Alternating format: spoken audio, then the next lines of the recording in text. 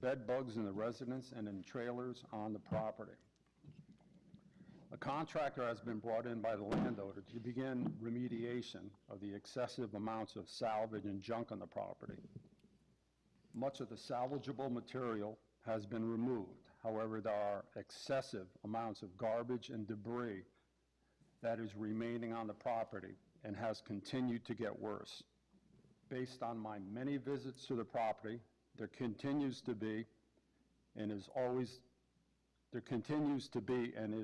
presence of garbage that is attracting wildlife, maggots, and vermin. There is also a concern what exposure the garbage has to the waterway abutting property owners and the environment.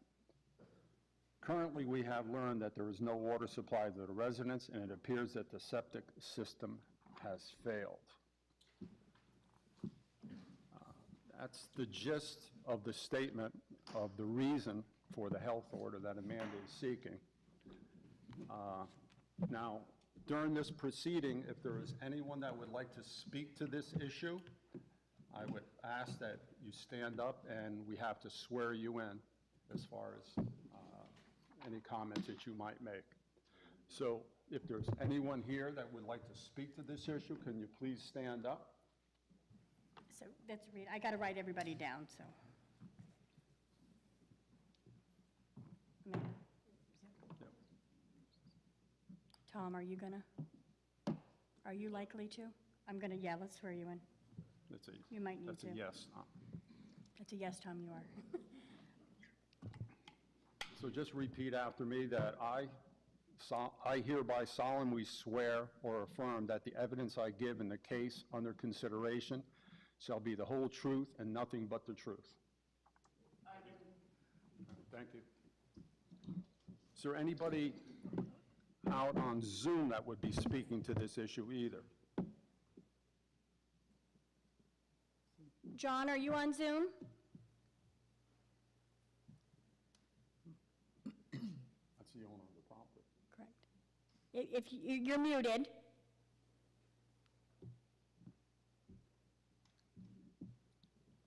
Susan, can you unmute Crescent Manor?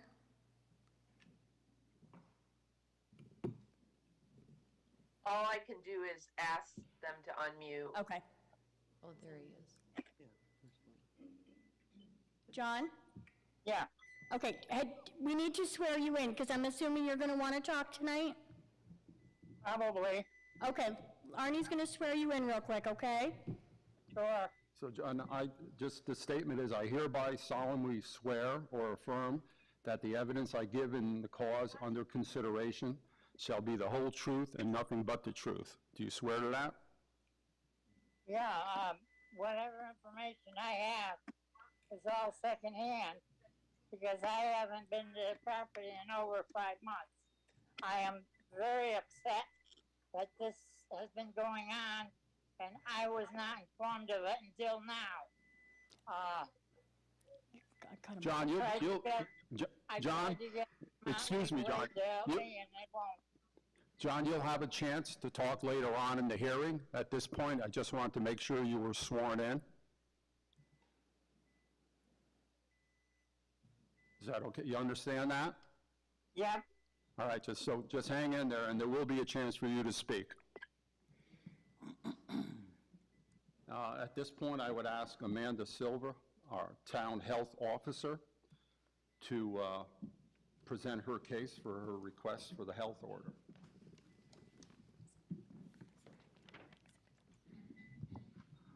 You can slide it right over to you if you want to sit. It should reach.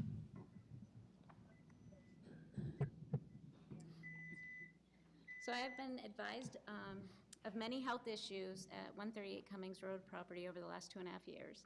The concerns of this property precede my time as health officer. In 2007, there was a judgment order by the State of Vermont, Agency of Transportation, and Agency of Natural Resources with the concerns of hazardous material, illegal storage of hazardous materials, and operation of a junkyard. I have had access to the property multiple times over this period. I have received phone calls on numerous occasions from the owners of abutting properties about household trash on the property, weather or vermin transporting trash onto neighboring properties, tires being dumped on the property, and many people coming and going, clearly residing at the property. We have finally reached a threshold of failures of health hazards on this property, and with the most recent being the finding of diesel fuel on the property while Chester Fire was extinguishing an illegal burn. So now we can go through the exhibits.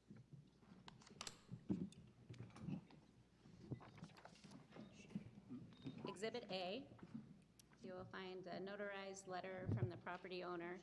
This is stating that he did not want anyone on the property while he was not there, and this was effective August 19th this year.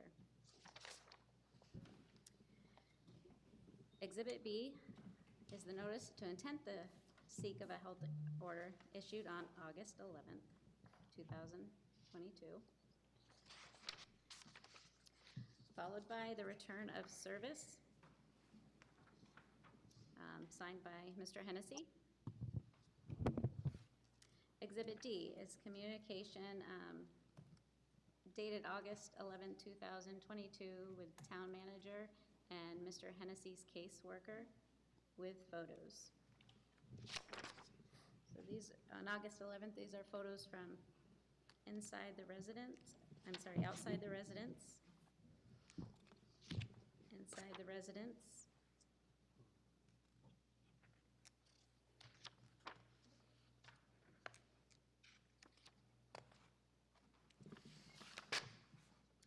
there's 3 bathrooms that are not in working order. There's no water working inside. And as you can see, there was insects flying around. You can see them landing on different items in the home.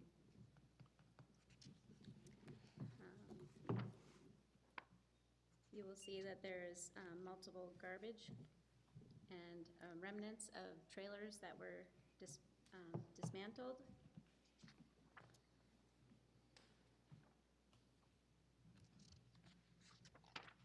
There's also fire extinguishers, gasoline cans, metal, different electrical things that were found on the property.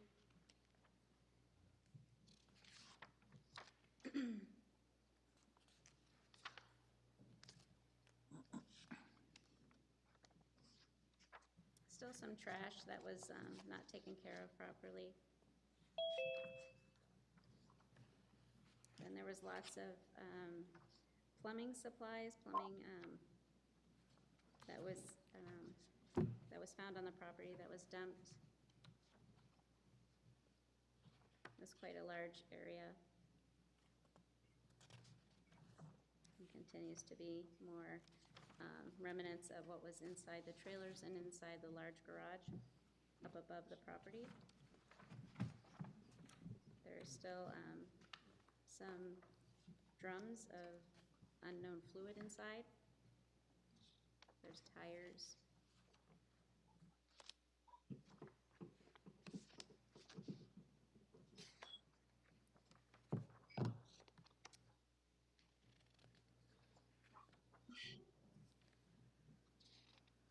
And still multiple stacks of tires and other junk that's in the area. There were 3 trailers on the top of that property, and that has been opened up and everything out of it removed. The last 2 pages you will find are the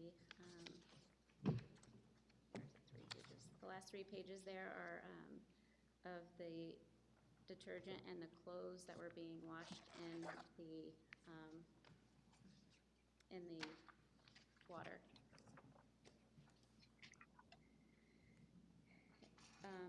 And that's the stream behind the property, is what you mean by water. Yep, the stream behind the property. Yep. Exhibit E was just when I responded to the fire call. The illegal burn on August 16th to the property.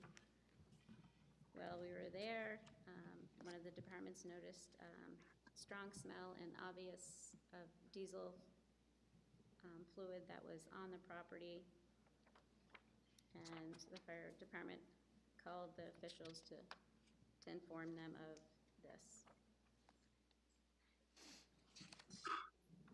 You'll see that.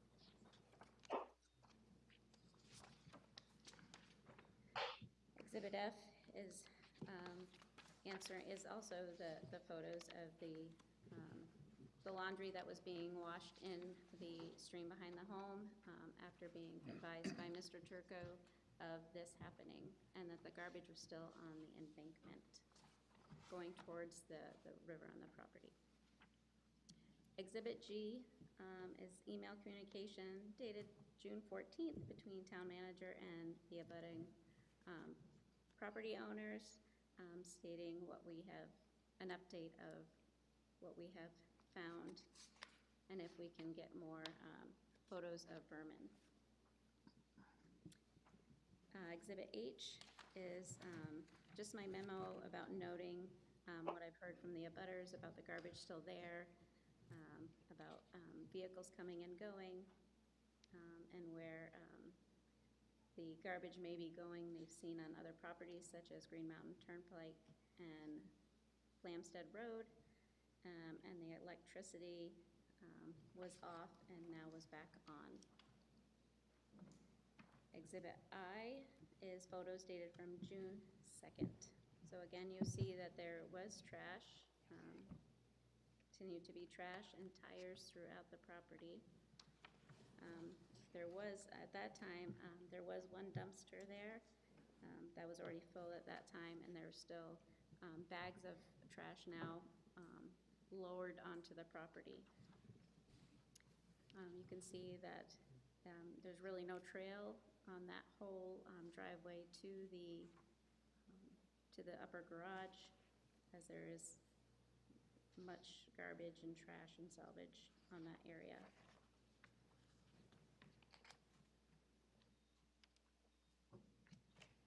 Again, there's a variety of cans with unknown fluids in them.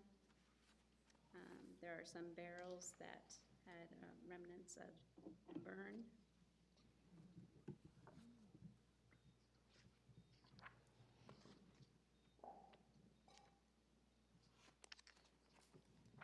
And again, more gas cans and garbage.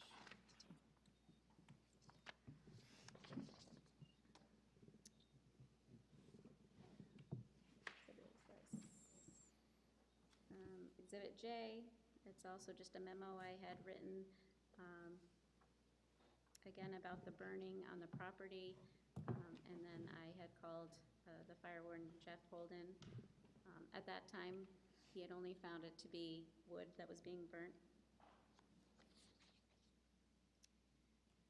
Exhibit K, another memo from the three of us, Town Manager Hantz, Mr. Bristow from zoning, and Lieutenant Williams, and I visited Mr. Hennessy at his home, expressing the concerns about the property, discussing options that the town can give him to help clean it up.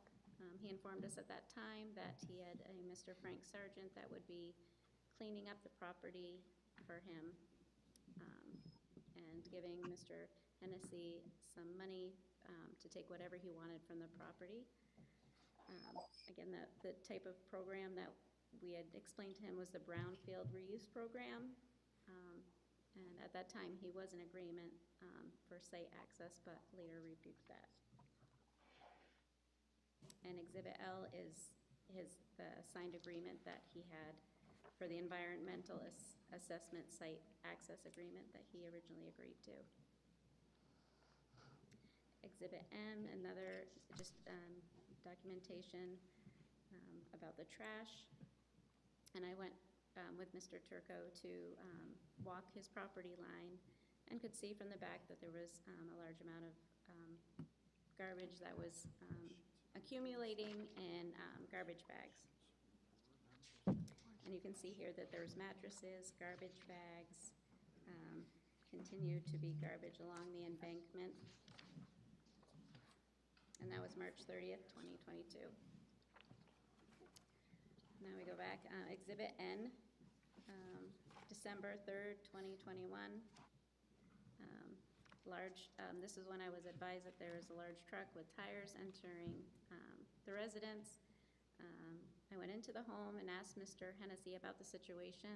He informed me that a gentleman named Jesse was the one doing it, and I had to talk to him about it. So I went outside to talk to him about it, and he did not offer much information for me, and then left the property after I left the property. But these are photos of the tires that he was bringing to the property. Exhibit O is from August 26, 2021. Again, Mr. Turco called concerned about the increased garbage that's accumulating on the property. I informed him at that time that we were still working on trying to work a health order and work with Mr. Hennessy about removing the trash. But again, if he had any concerns with fire and fire at a certain time, to call Fire Warden Mr. Holden. August 3rd, 2021, Exhibit P. This also photographs.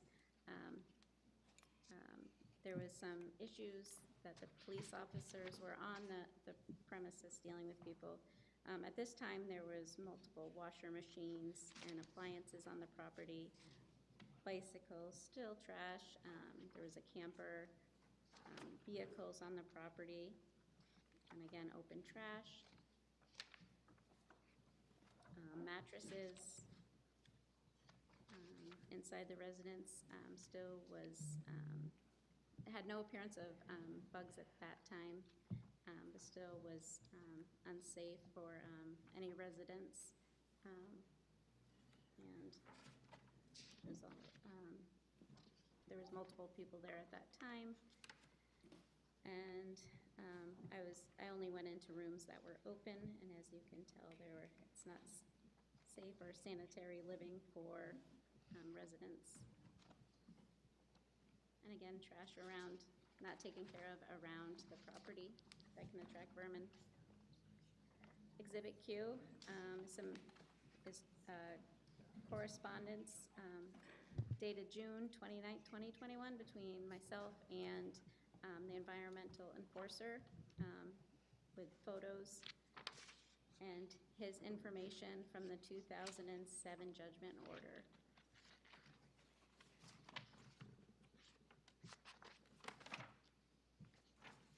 Exhibit R is an investigative narrative by Detective Waddell, again, August 29th, 2001. Another large pile of trash that was burning on the property. It was burned foam from cushion, aerosol cans, and plastic. And so other information pertaining to that investigation is in there. Exhibit S, a letter to the property owner dated May 7th, 2021, that I was expressing my concern that we still have not, that the property owner still was not taking care of the garbage on a routine basis, and that failure to do so would lead to a health order.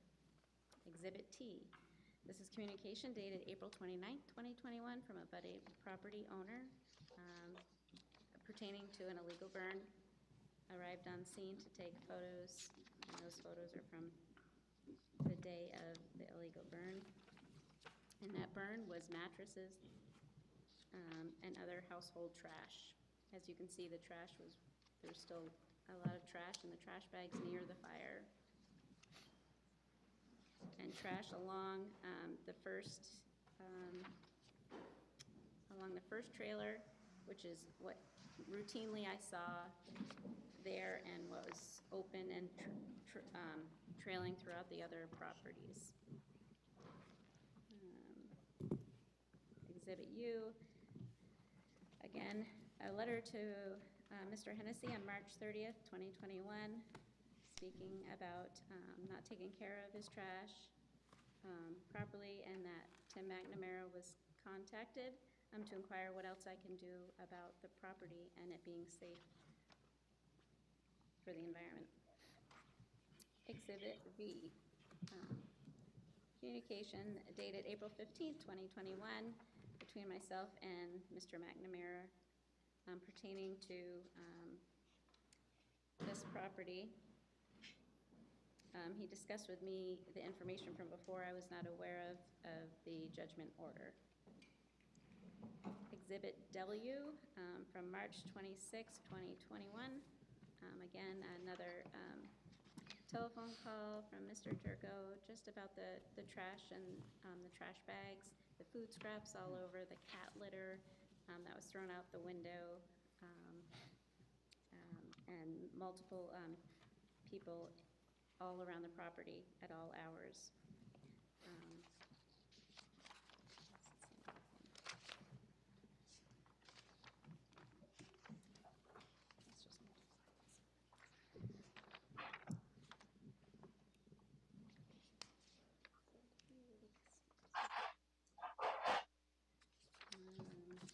Exhibit X, letter to the property owner dated March 31st, 2021, from Ms. Hasbrook, the zoning administrator, pertaining to many people residing in the home and that it was not deemed a rental property. December 22, 2021, Exhibit Y, another letter to the property owner from the zoning office, concerned about the activities on the property and asking to meet. Exhibit Z is a letter to the property owner dated December 2nd, 2020, again from the interim zoning administrator about the individual rooms that could be, the recently heard of the individual rooms being rented, but this is deemed a single-family home, and would like to meet with Mr. Hennessy to discuss that further. Exhibit AA, Police Department memos dated December 2nd and December 3rd, 2020. And these are the following individuals who have said that they reside at that residence. And then Exhibit BB is a file presented to the town manager from abutter Rita Gilbride. That's all of them.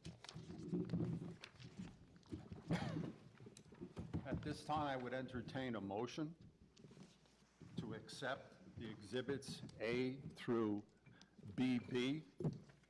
So moved. Second, moved. Heather's the motion, Lee is the second. Now, is there any discussion on these exhibits? Any questions or concerns from the board members?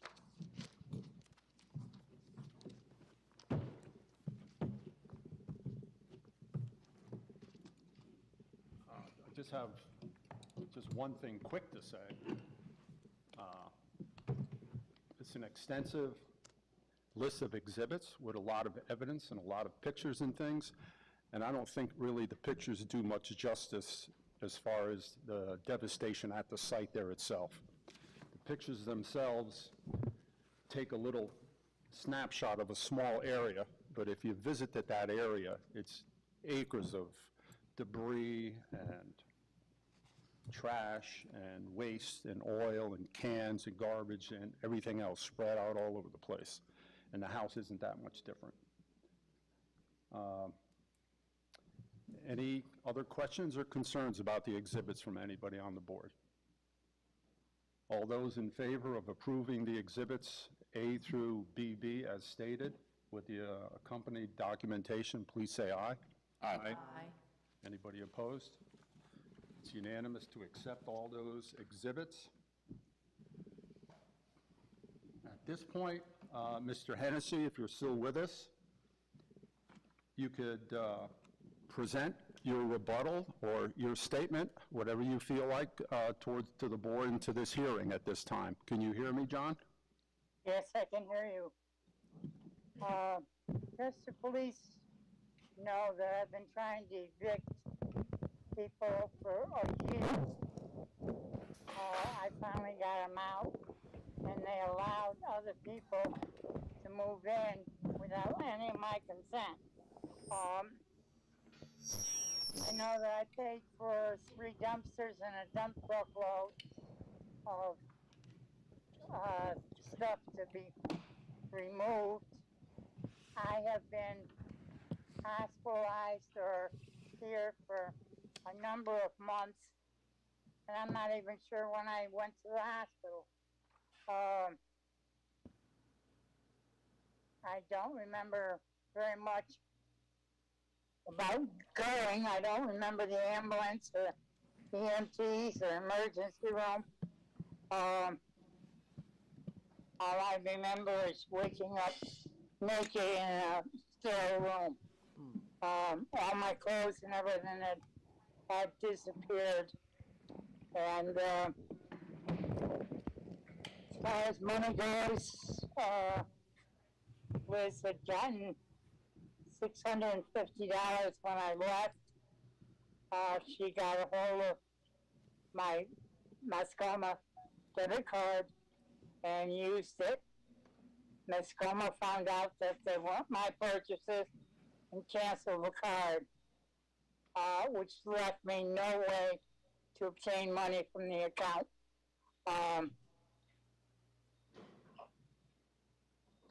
I feel that all sorts of pictures are listed on this thing, and yet none of them were shown to me. I think that's totally wrong. Also, there's letters and whatnot that listed, and I just don't know what to do. I have no money. I have not had a cent since the day I left my house. I still have not. I can't even buy a cup of coffee. I can't go down to the dollar store and buy clothes. And I've got my hands full here. They're working with me to walk in a better way, to use a walker. A lot of PT regarding strength of my legs. I personally have not been to my shop only once in the last year when Peter Hall brought me up there. I was too afraid to go up on my own because I was falling about once a day. And it scared me too much, especially being out in the middle of nowhere and no way to contact people.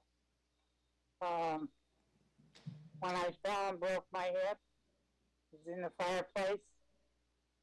I spent 23 hours yelling for help and crawling to my bed, which I could not get into. Things get a little jumbled in my mind about what happened there. All I know is the EMT showed up and took me away. I can't understand why I wasn't informed of a lot of this before now. I guess that's pretty much what I have. I know that I have many issues with the police department of Chester. I don't know when it's appropriate to mention any of them. One that's super important is that my Audi was taken and they would not confirm with Liberty Mutual that the car was gone. And I have continued to pay $400 a month payments for 4 years. And I have $1,400 income, leaves me $1,000, which was not enough to run that house. I don't know what's appropriate and what's not, and I guess my thing would be to answer questions if they have it. My handwriting has gotten so bad that I can't read it. I've tried to get help writing police reports. The last one was Mr. Marsh. I think his name's Doug, I'm not positive.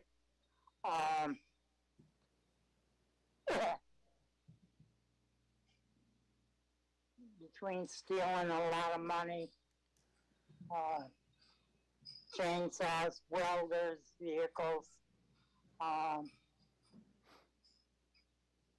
without help, and I couldn't get help to rewrite it. I realized that there would be no use to the police department. Birgit is the person who paid Jesse LaFlamme $6 a tire to get him rid of him, and he just brought him up and dumped him on my land.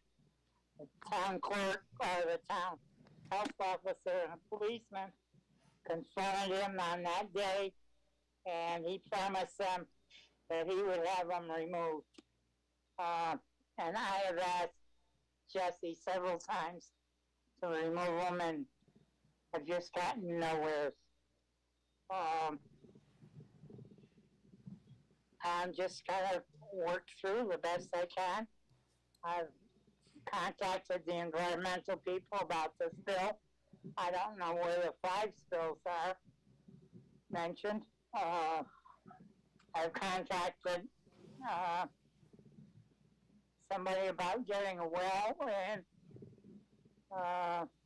Sevka and fixing the sewer. I question the sewer, whether it's just that they didn't have water and couldn't flush it and keep dumping it, or if there was a problem with the sewer. I think you people, as well as I, know that Frank Sargent has promised for over 10 weeks that the well is being put in by somebody, some well company. I haven't seen it, and he has not contacted me in many months to know what's going on.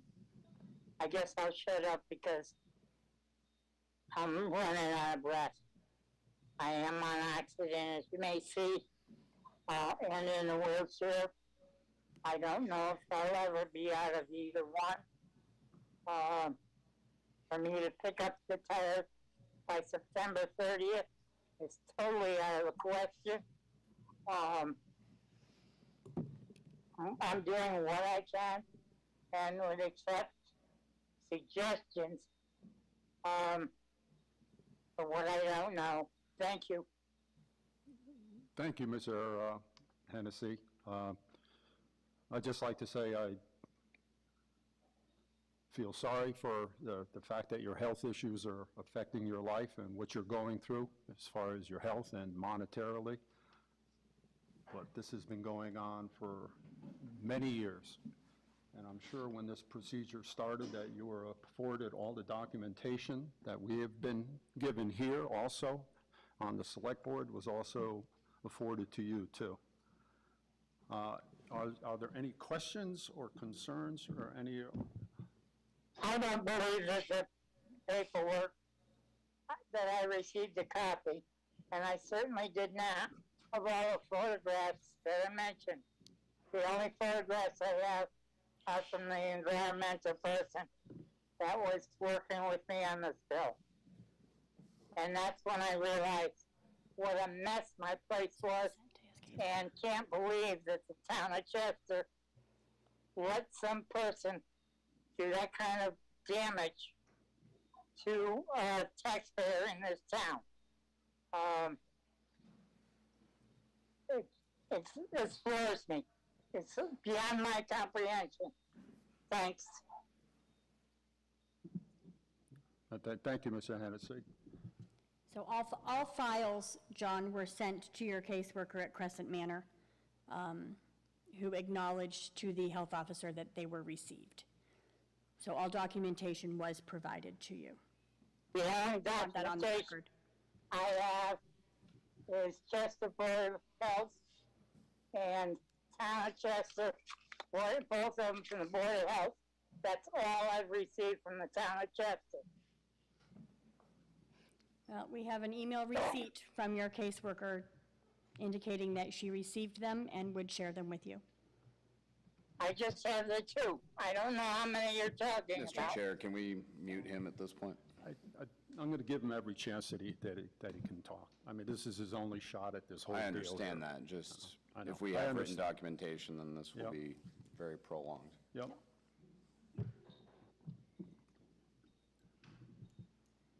All right. If there's no other questions or comments from the board or towards Mr. Hennessy, I would ask that if there are any abutters here that would like to talk, provide evidence or testimony regarding this case.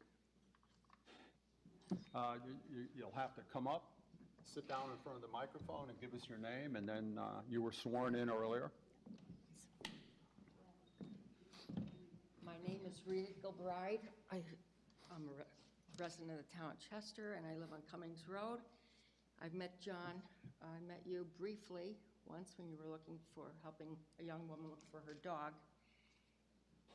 I appear here tonight at the request of Julie Hance, our town manager, and I'm just going to read what I've written, okay?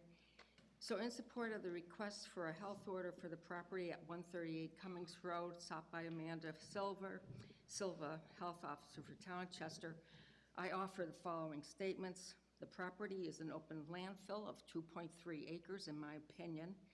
The property is located on the watershed of Flamstead Brook. The property owner is not able or willing to responsibly act in accordance with state laws as found in civil cases in the Vermont Superior Court as far back as 2006 regarding the disposal of household and industrial waste. These actions were brought by the Vermont Agency of Natural Resources and Agency of Transportation.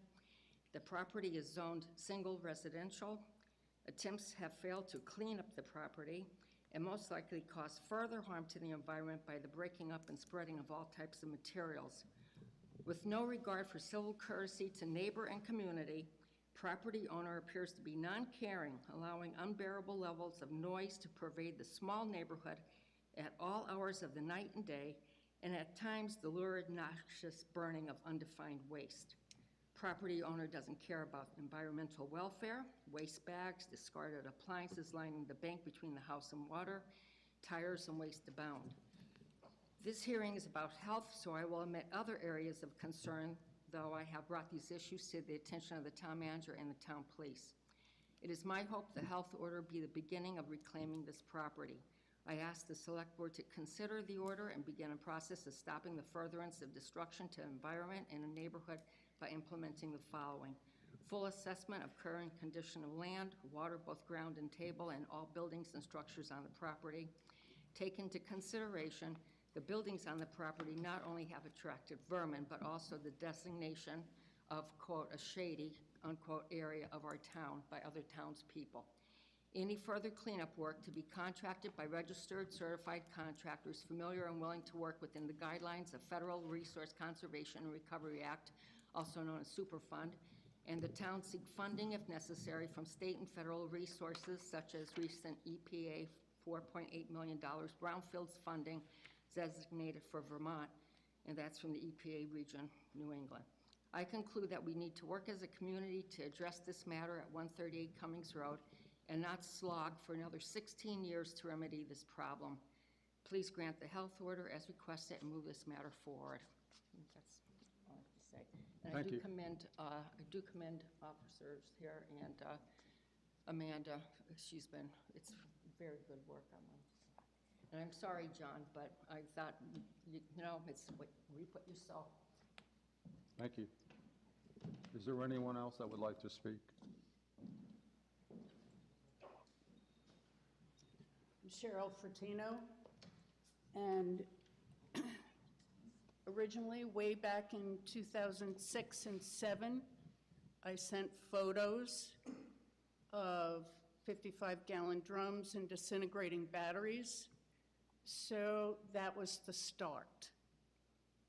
And from then on, it has continued and progressively gotten worse and worse and worse. We live above Mr. Hennessy's property. So what we really see is driving back and forth. What we really smell is what's burning. And that was way back in 2011 when my sister was there visiting, and she said, "What on earth is going on?" This has gone on, and I will support the board and the town in whatever way I can, along with my husband and the rest of the people on our street, to have something done, and soon, really soon. Whoever was cleaning up and taking the metal out of the property is now gone, but we do find lights still in the home in the evening, late at night. So obviously, somebody's in there turning these lights on, even though I believe you made it clear that nobody was supposed to be there. Who listens? Who pays attention? Amanda and our police department have done an absolutely amazing job putting forth all the work that they've done. What more can any of us say?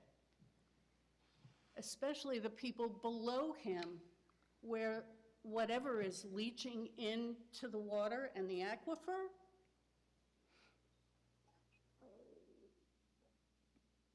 I understand that core tests, is that what it's called?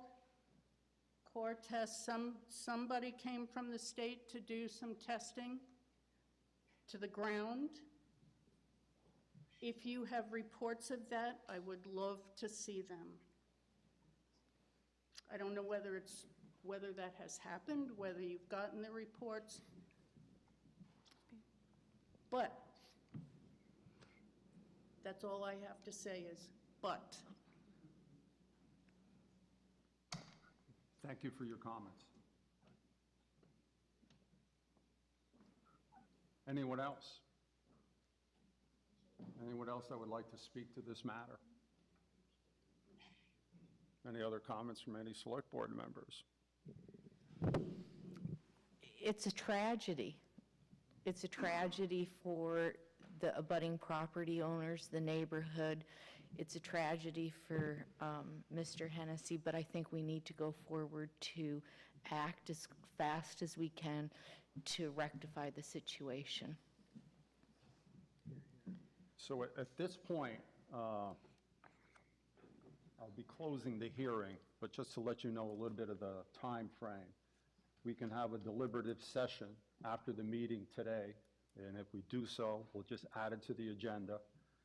And after we have our deliberative session, we'll come out either with a statement or an order or approving this or whatever we decide what direction we're going to take.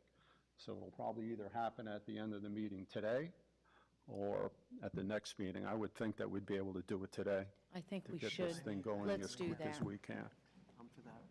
So at this point, I'd like to close the hearing regarding Cummings Road, 138 Cummings Road. And if there's some folks here that are here just for that, now's the time. If you'd like to leave and exit before we start the rest of the meeting, you're welcome to, or you're welcome to stick around and for the whole meeting also. But it's your choice. So if there's So just to be clear, we're going to add. We're going to add deliberative session At the right very after our end. executive session regarding this issue, because it does happen in executive session. Okay. And we can have action afterwards also. Yep.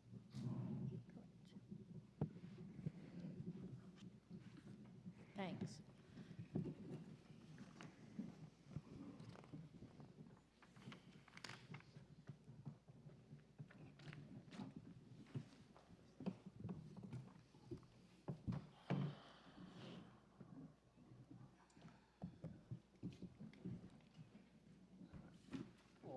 head along with some of the more mundane parts of our meeting.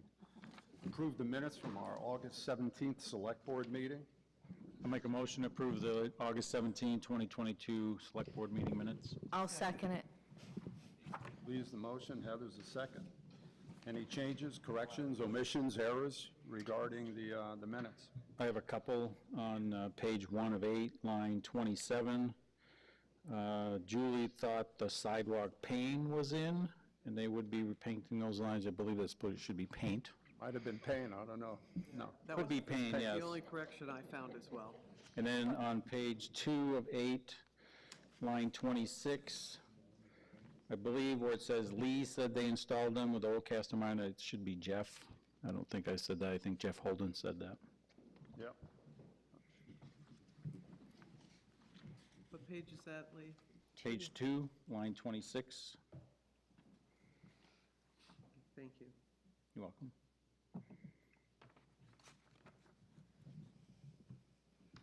Anything else? That's all I had.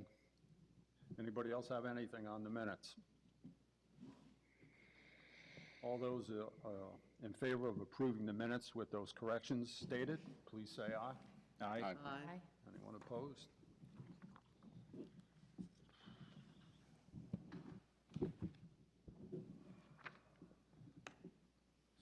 Next item on our agenda is old business.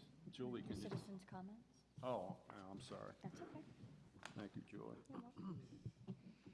Next item is citizens' comments. If there's someone here that would like to address the board regarding an issue that is not on the agenda, now would be the time to do so. Are there any citizens' comments? Steve, come on up to the mic. Just give us your name and go right ahead.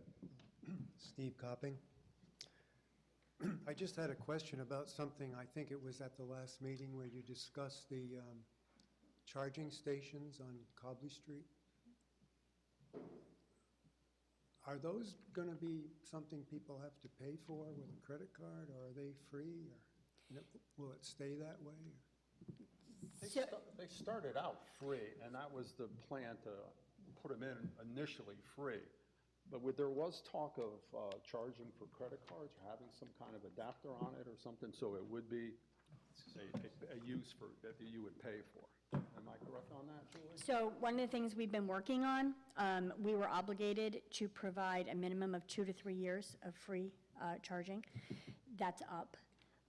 So one of the things that Amy in my office has been looking into is how to set up the payment program. So that is in place. We're getting there. It'll be very soon. We'll have an announcement out that service is no longer free, but it's coming. Okay. Yeah. So the intention is to have people put a credit card in? Absolutely, because the electric bills have been running $2,500 a year, you know, it's a couple $1,000 out of the budget, so, you know, and people getting free electricity for their vehicles, so. I'd like free gas for my car. We don't get that, right? So, yeah, so it is a service. We have met our threshold of providing free per the grant requirements, and we'll be charging now. Okay, thank you. You're welcome. Thanks, Steve. Yep, thank you. Any other citizens' comments? Anybody online? I don't see any hands up over there anywhere.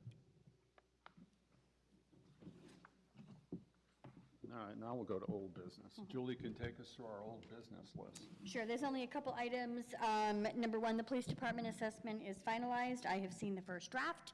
Some typographical error or changes to be made. I will have the final version by Friday of this week. Jim Baker and I talked. I find no reason why that document could not be a public document. There is nothing in there that would put anybody at a disadvantage of any form. So that will be available Friday. I will send it to the board once I have the revised copy back from Jim, and if anybody wants a copy, they're certainly welcome to reach out to me. So that'll be wrapped up. Police chief search, I am making the final changes. Jim and I are working on the ad. It's a few tweaks that I'm making, hoping that that ad will be out Friday as well. With a deadline of applications due mid-October, I can't remember the date. So I am kind of looking at my oral board that I've created and what I need from the select board. You had talked about wanting 2 members, so I just would like to know which 2 want to be on that as I'm finalizing that group. So I'd like to just make a comment after our discussion at our last meeting and think about the purpose of this particular oral board is to just give you advice relative to finding somebody that you think is qualified to be the police chief. I honestly don't know that we need 2 board members, or any board members for that matter. I think you've been very competent and qualified to make the decisions for hires in the town that you've made over the past several years. If anything, if one of us wanted to be on the board in an advisory capacity, I think that'd be sufficient. I don't know that we need to actually appoint 2 members to the board, from the board to that particular search committee. My 2 cents. I disagree with you on that, Lee, only because of the committee that we had for the town manager search. I thought it was important to have a couple of board members on there to be involved in this process and stuff. And it has nothing to do with Julie not being capable. Of course she's capable to make these decisions and stuff. That's not the reason why I wanted to be on the board or have a board member on there and stuff. I think it was more for input and just as a communication avenue for the board to be directly related to their search. And I agree with you relative to the search committee for the town manager. That really was our function. This is Julie's job, and I guess if I had to make a recommendation as to one of us being on the board, it would be you, because you have some past experience in the policing arena. But honestly, I don't know that we need 2 of us. And I hear what you're saying. I have total confidence in Julie, but I think this is a huge position, and I think if there are 2 members that want to be on it, it would be fine to have 2 members, because the more the merrier, and that spreads some of the heat, so to speak, from Julie. So I think 2 members could be more helpful to Julie versus less. I would disagree with you on that point, because the more members you have, the more discussion, the more unwieldy the committee becomes. The fewer, the better, in my opinion. And I think Julie has a good cross-section of our community as far as people who can give input, not just from a select board standpoint, but from the community standpoint. So again, I think 1 would be sufficient. If we felt strongly that a select board member needed to be on there, again, I would recommend Arnie in that particular I think Arnie would be great, but I disagree with you. If there are 2 members that want to be on it, I don't think that there's ever been a time that anyone on this board has been too unruly. So my opinion, I think I said but my unwieldy. opinion would Sorry. be, didn't mean unruly. and the select board, right, the search committee that we did for town manager, I think had quite a few, and it worked quite smoothly. So I think more, I think if people want to be on it, and I think Arnie would be great, then, I think we should do that. Because in something this big, not the more the merrier that you want 1,000 people, but the difference between 7 or 9 or 11 is not going to impede the process, in my view. How many people were on the search committee for the town manager position? 7. 7? Which is why I was picking 7 for Okay. this, too. And so you have 7 with 2 members of the board? I have or- 7 with 2 members of the board. Okay. So you already have the other 5. The makeup is myself. What I had planned, because you guys had talked last meeting about 2 members, was myself, 2 members. Because we have a police union now, there would be a member of the police department present, and they bring a perspective that they need to be a part of the process. The superintendent of schools, a member of the Chester Business Coalition would be on there, and a citizen whom I have reached out to. It's somebody in their very early 20s. I think it's important to have a perspective of somebody young. as well. I haven't heard back from them, but if they can't, then, you know, I would be finding somebody else in that age group, because I think that's important. So for the sake of clarity and just to confirm, so you as town manager, this is a department head position, and therefore it is your authority to make this decision and not a select board decision?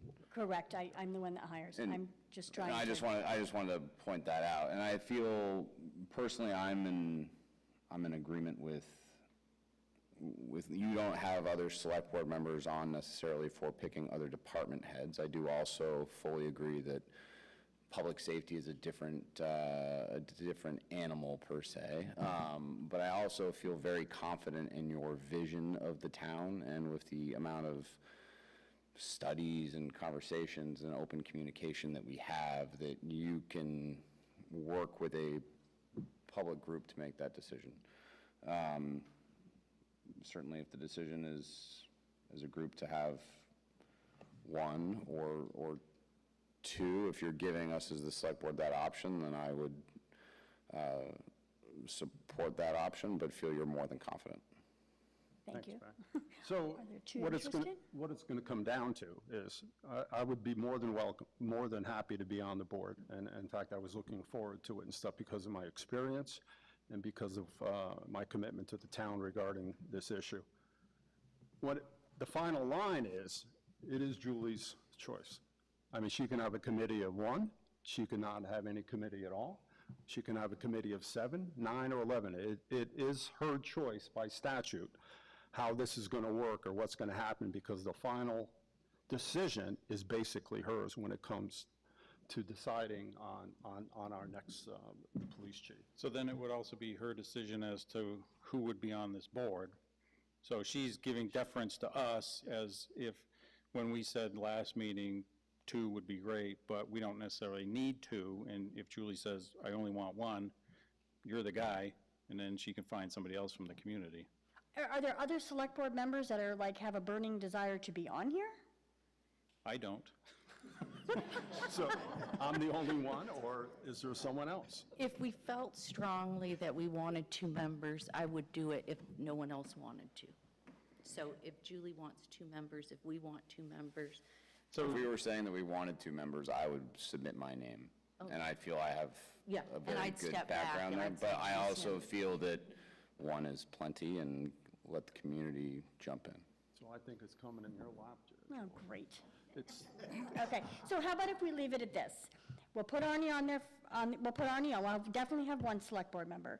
Do you want me to, I will see if I can find another community member that has interest. If it doesn't appear that I find that, then I will come to you. Does that make sense? Works for me. Perfect Okay. sense, thank you. works good. Thank you, Judge. Thank you for seeking Thanks. our input on that. Yep. Thank you. All that under old business. Yes, sorry. And then just a reminder, September 14th is the open meeting law training. It's not a public meeting, but it's the open meeting law training for all the boards. So that's here on the 14th. That's all I have for old business. Anybody on the board have anything on old business? not at this time. I don't know if this would go under old business. It's a curiosity thing. We had the sale of that property behind the Sunoco station, like, years ago, because it was back when I was on the select board, with the ideas that they were going to do improvements. Do we know where that sits? They were permitted that following year. I don't know where their actual development sits at this point. That permit actually could be null and void at this point, I don't know. I was curious. But I'm not sure. I can certainly check with Preston. Okay, thank you. It was a while ago. It was, yeah.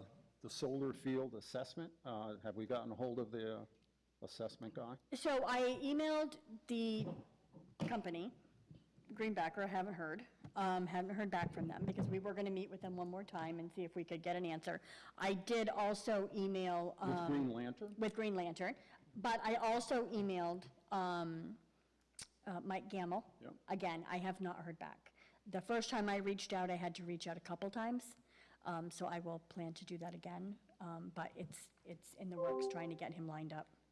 So once we started this process of looking at whether we want to buy the solar field, Is there a time frame that we have to act before, or as long as we have this process? We've submitted the intent. And that's all that's, It's supposed to be within so many days, within so many months, but Green Lantern themselves are the ones holding it up. so- Greenbacker. Greenback, sorry. Yeah. They're the ones What that is have. it? Greenbacker. Yeah. Greenbacker? Yeah. What happened to Green Lantern? They Well, sold. so interestingly enough, if I may interject, I had a conversation with a potential customer who works for Green Lantern, and during our conversation, I mentioned that we were contemplating as a town buying the solar field. And he said, oh, yeah, I remember that one. And I said, we were having some issues with relative to coming to agreement on the price, and he didn't say that the price that was proposed to us was ridiculous, but he also kind of hesitated for a minute before he said, well, it might be right. So I think we have some wiggle room in this, and that there's somebody related to the original deal that we could talk to, reach out to if necessary, so. I've had the same type of conversation, and it seems like Green Lantern's playbook is to start at the absurd and work their way down to reality. So maybe those numbers are the absurd end of the show. They certainly are. Well, it can't hurt us to do Oh, our no. due Correct. diligence and Correct. get, That and the is the money way to we've do it. already approved, so. Correct. I just need to connect with Mr. Gamble to get him on board. Yep. How about the Canal Street survey with Mr. Rapinati? So Gary, it would be early fall, is what he had said. So I would imagine in September he'll be planning to Because I get it think it done, was- but I can certainly reach back out, Yep. confirm. Yep. He had said early fall. And how about our AFG awards? I know we were talking about it 2 weeks ago, and we had some hopeful anticipation. So we had, they had reached out, there was a little bit more information that they needed from me, that's been submitted. So I am hopeful that in the round three, I certainly haven't gotten the no, and we've been being contacted for more information, so that's positive. So And I'm you're going to hoping- let us know. I that- will let you know immediately, because that would be So a we big can one. all celebrate. That would be a big one. And that's regarding a compressor and a tanker. That would be compressor and the tanker pumper for the fire truck, for the fire department. Yeah, so that would be about a $600,000 grant. Well, it's good news. Usually by now we hear no. I know, so I'm hoping. So they haven't said no, but they haven't formally said yes either. Correct. Anybody else have anything for old business? I know the Brookside Trail is coming along quite well. The with bridge is boardwalk almost heading. done. Yep, they're working, the boardwalk is in, they're working on the railing, so it's still not open to the public, but the railing system is going up, so. They were hoping to That'll be get done it soon. before the fall festival, They're but it doesn't look that way. pushing, but I don't think so. No, 2 more weeks, Julie. Huh? It's only 2 more weeks. I know, it's quite a railing Actually, it's system they're 10 days. putting up, yeah. I think Yeah, there was rope. There's like almost 300 feet Yeah. as it stretches across the wet area and the marsh there, but I tell you, when it's It's finished, it's beautiful. going to be, They did a it great really job. is. They did a And beautiful the job. more that gets done to it, the nicer it's looking. Yep, yep. Arnie, you have a hand raised. Oh, Yep, Cheryl? I just have a question about the old business. Could you I- speak up a little? I can't hear Yep, you. sorry. I wonder, I know that you said that the open meeting instructional meeting is, open meeting law instructional meeting is not open to the public, but if there is a public member that needs to learn a little bit more about it, is it an option? let's talk. Okay. Because the point of it is, of not being open to the public, is there are some board members who have some very specific questions that they would like to ask, that I think they just want to feel free to just ask and not I have see. it be. Okay, thanks. So, yeah, we'll talk tomorrow. Let's talk tomorrow. Last call for old business.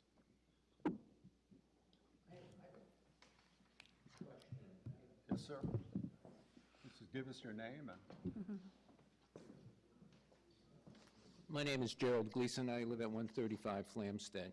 And I don't know if this is quite appropriate at this time. I may have passed my time here. But in regards to Cummings Road property, if I may ask, under Exhibit Q and V, there was a communication with an environmental enforcement officer. I was wondering if there was any testing that was done by him, and if so, if those results would be available to the abutters and those in the area? I've never received any results of any testing. Okay.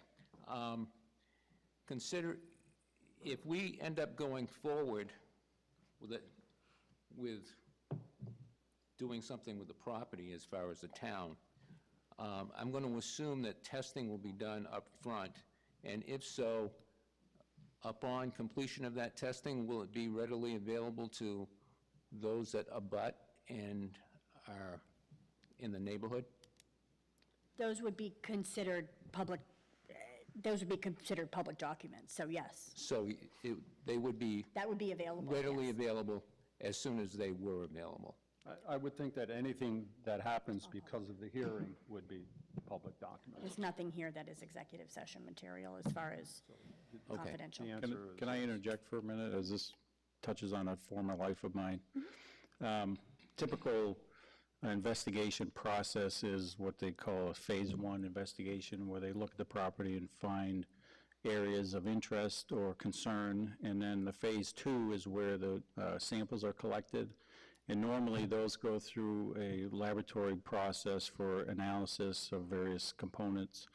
And then those data are provided to, in this instance, whoever the environmental consultant is or the state, and they go through a quality control process before they're released to the public. So it may be a few weeks or a few months after samples are collected before the data become available to the public. But at that point, they would be considered to be valid data and could be interpreted by somebody with the proper credentials to give an assessment of the condition of the property. Theoretically, it would be soil and groundwater that would be collected, plus probably surface water in this instance. Okay. Thank you. Thank you.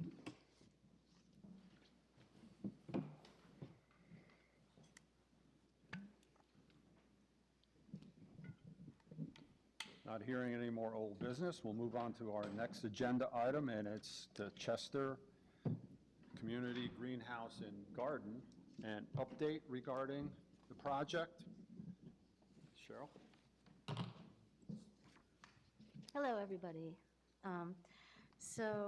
We wanted to give an update on, going over the answers to the issues that came up about the community gardens. And also then find out what our next steps are. I am going to address things, and they might be, I might go over it a couple times, because I'm really going to go ahead and answer the issues brought up at the select board meeting on July 7th, and also things that came through from Julie and from Lee Gustafson. So one of the things, the first thing was the driveway entrance on Judy Henning's driveway. And we need to change access so people aren't turning around the driveway. So this is something that will be addressed after the survey. It looks like it's the end of the road, and it's not actually. It looks like it's on 3 properties. So there are answers to what can be done next after talking with the town and after the survey and talking with, figuring out how the grader and the plowing and et cetera works. So this is all going to be addressed and changed after the survey is done. One idea, and definitely not the only idea, is removable bollards, so that, typically it would be closed off and not a throughway. You couldn't go around the loop. You could only go on one side or the other side. And in which case, if there was emergency vehicles or, the grader or something like that, or plowing, then those bollards could be removed and then replaced after the... I don't understand. I don't know the word you're using. Bollard. Bollard, removable bollard, B-O-L-L-A-R-D. It's like a post. Okay. They're just like posts in the middle of the road, which can be taken out and then put back, but not taken out easily. You wouldn't happen for, it would stop people from driving around the loop, essentially. So that's just one idea, but it's absolutely not the only idea. And this all will happen after, I mean, this is something that can be worked out and changed. The visuals from the house next door to her is that we would always take every abutter's view and do what would be best for them. We spoke to one couple, the Bakers, and one of the things that they were concerned with was being able to still see the sunset but also have people not going through their backyard to go get over to the property. And you could use lower shrubs, something like that. And they also do want to have access. If at all, they would like to eventually be able to come in and use the property. So essentially it is that every abutter would be taken into consideration, whether they wanted the view or didn't want the view, and then we could go ahead and use vegetation in order to let them see or cover it up so they didn't have to see it. Can the whole project shift toward the river so that the visual from Canal Street improves? Well, first, no, we don't want to put anything really closer to, because of the floodplain, and that's one thing. We also don't want to impinge on other uses, such as the path that you see, and if anybody wants to see this again, I just brought it along, the potential layout. We don't want to impinge on the other uses. There's that path that you saw. I mean, people will want to use that for, anything, walking along, meditation, snowshoeing, cross-country skiing, just, looking at the birds and the flowers and trees and all of that. And another thing with regard to that is that, visuals are subjective. Everybody, again, each property owner will be taken into consideration, and we also need to consider the opinions of the other town residents. And for Canal Street in general, people just, walking up and down the street. For example, some people will think that flowering trees and shrubs and wildflower meadows are visually appealing, and some don't. So, we want to take into consideration everybody. Since it's town property, all of the town residents matter. Then, access from neighbors on Grafton Street, and making sure people don't cut across their yards. That again is the border of shrubs, and taller ones if they don't want to see, shorter ones if they don't want their view of the sunset impeded, etc. Anybody can put in a fence. I think having a row of shrubs there, even low, will make it will stop the idea of people thinking that they can just go through the yards. If they see a barrier there, they're not going to think that they can get through. And then, of course, anybody can put up a fence if they want,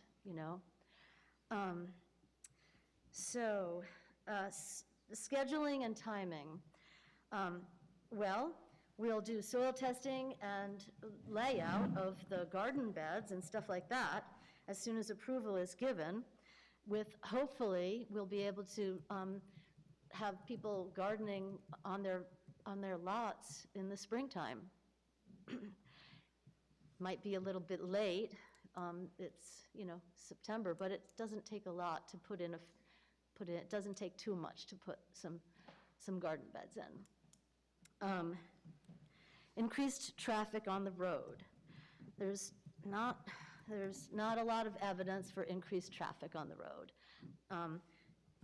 I've been traveling around for 2 years looking at various community gardens all over the state.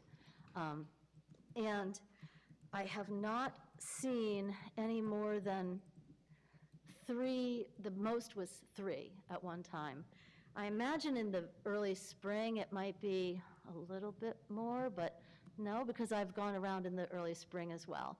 And there just aren't a lot of gardeners out there at one time, usually, that I've seen. So minimal increase. We're mostly going to be walking, we encourage walking and bicycles, and we don't encourage vehicle traffic, and that's one of the reasons that we wanted to have it in the village, and it's mostly for people that, you know, I mean, it's for anybody who wants it, but I think that the takers are going to be the people that don't have yards, and those are mostly people that are in the town that have the smaller lots. Most people out of town have places that they can garden. So, less privacy due to increased activity. This is a low-impact activity. Gardening is not, it's not intense, it's not highly intensive. We're only going to be on the town property. We won't be on anybody's private property. And our rules, because we'll all have we'll have an agreement that anybody who takes a lot will sign, is that it will include respecting the neighbor's property, privacy, sorry. The road goes through the private property. That's the same issue as the loop, and that has to be reworked. You know, up till now, up till this started, I always thought that that was just part of the road, and it really looks like it is. So we'll have to work that out and make it not look like part of the road. Various options, as I said before, change the loop configuration, removable bollards, make it into 2 things, do a T so that you can do a turnaround, something like that. Let's see. Will the building be heated in the winter to keep it from collapsing, meet code, and want it heat? So we're not talking about the building. We're not talking about the greenhouse. That's all tabled for now. It's not part of our current request, which is only for the gardens. Foot traffic from Canal Street to Grafton. Again, vegetation around the border is going to reduce foot traffic between properties, you know, going through the properties. Community gardens at the elementary school not being used, not available. They aren't available during the school hours. We talked about that at the last meeting that we came to, and it's just not our project. It's a different, unrelated project, completely not ours. It's school. It's a different thing. Let's see, what else? Is there some type of voting or notice to abutters? The abutters have been contacted by Chester Community Greenhouse and Gardens and the town, and always encouraged to call, email, etc. We've had a lot of presentations to date. We've had, I think, at least 5. Through the library, through the Rotary, through the select board, a couple of them, or a few. The Town Green Fall Festival, we had a booth. We have a website, we've had ads in the paper, and we have been just totally open, and I've constantly encouraged people to contact me. I've given out cards all over the place. We've had things posted on the bulletin boards around town and that kind of thing, and at the library. So let's see, impact to taxpayers, no. Finally, we really wouldn't want to change or stop any of the activities that have been going on, with the neighbors in using that spot. We would leave, this would be like a place for children to play. We would have the picnic tables there for, a gardener or the neighbors to use during family gatherings.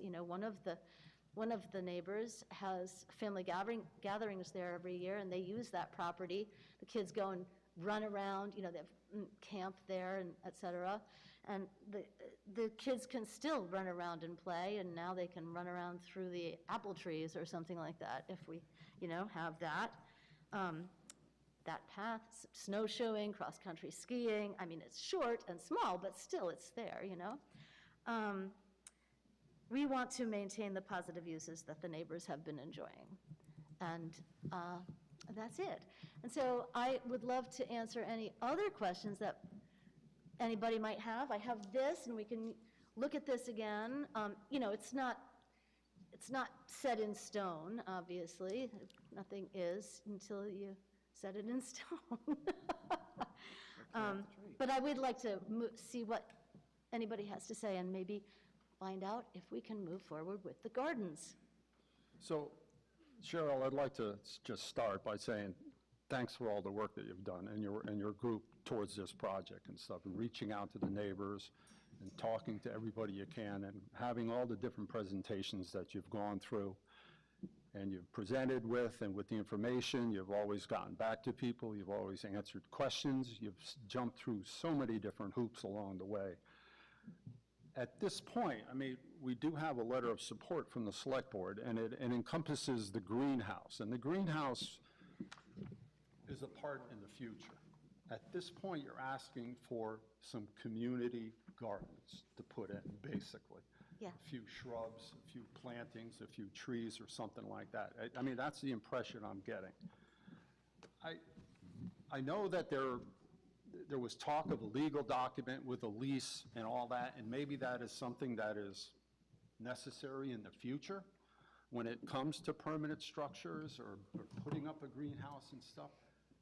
But in my mind, in my opinion, as just one of the board members, I don't see why we could not just grant a request to put in community gardens at this point, along with a few plantings, and coordinate that effort with the town manager or with the facilities manager, or just to have the input from the town to make sure that everything is, the town is protected in whatever action happens later. I mean, we have beautiful flower gardens all over the town, and we don't have any lease for any of those. People take care of them, and they're put in front of the information booth. They're put along the stone walls. They're put on bridges all over our town. And there's no legal document that says, hey, you could do that and it's okay, and we just kind of support it and back it. We have Chester Historical Society that uses one of our buildings in town, and maybe that's not the best setup, but we don't have a lease with them. We had a lease for the longest time for 20 years, and it was a piece of paper that was 2 pages long, and it looked like a bunch of guys got together and signed it off, and they had use of that building and property completely for 20 years. Now they're in there without any lease, and we just have a kind of a verbal agreement with them that if something comes up, then things might change. And I'm thinking that we could almost do the same thing for the small requests that you're making for just some gardens at this point like that. I don't know how the rest of the board feels, but it seems like we're being involved in a lot of this micromanaging with driveways and property lines and stuff that really shouldn't be our concern. I mean, once we approve a project or we show a letter of intent, I would think that the channels would be through the town to take care of things and do things. And that's my opinion on this whole subject and where we are at this point, but I'd love to hear from other board members and in a second about this project and what direction we should take. Well, I think you've said it well. I was assuming you're putting forth the proposal, you know, furthering the proposal, and you've already had the okay from us. So there was an okay from us, but it was contingent on a lot of factors. Absolutely. But 90% of all the factors that were contingent in our letter of intent were basically because of the greenhouse, I believe. I mean, whatever happens with the garden beds and the plantings you're right. are I mean, I hope the easily greenhouse is reversed part of or this. easily changed. So the question becomes, are we okay with this, with a setup, or do we want to go through a 1061 public notice and a legal lease? And maybe that still can happen, and maybe that still can go forward, but is that going to hold up what they would like to do, which is prepare for some beds for next year? So one concern I have on this is we've certainly heard from lots of the abutters that are not necessarily wanting this to occur. And those that I have spoken to have also not wanted it to go into place there. So while I feel that the select board made good choices in saying we support the endeavor, I don't know if I support the location. And that would be my hangup. And if we're talking about planting vegetation and other items, what is the funding to make those happen and when do they occur? And so if we're saying we're not gonna, and I understand and I agree with your comments as well, but if you're gonna plant shrubs and trees, et cetera, are they gonna be around in the lifetime of the property owners that are there? Yeah, they'll be around in the lifetime, they'll be around soon. But, you know, you can always. What size, I guess is, I mean, I understand that things take a long time to grow, and I understand your concepts, and I, again, agree with the idea of it. It's the location that I have a hard time with. They would be all different sizes and all different kinds, and they would be mostly things that you like, you know, apple trees and plums and pears, that kind of thing, and then, you know, asparagus beds and flowers, wildflowers, raspberry shrubs, blueberries, hazelnut. So I understand that. My point is, your concept of, well, they can build a fence and we'll build shrubs is,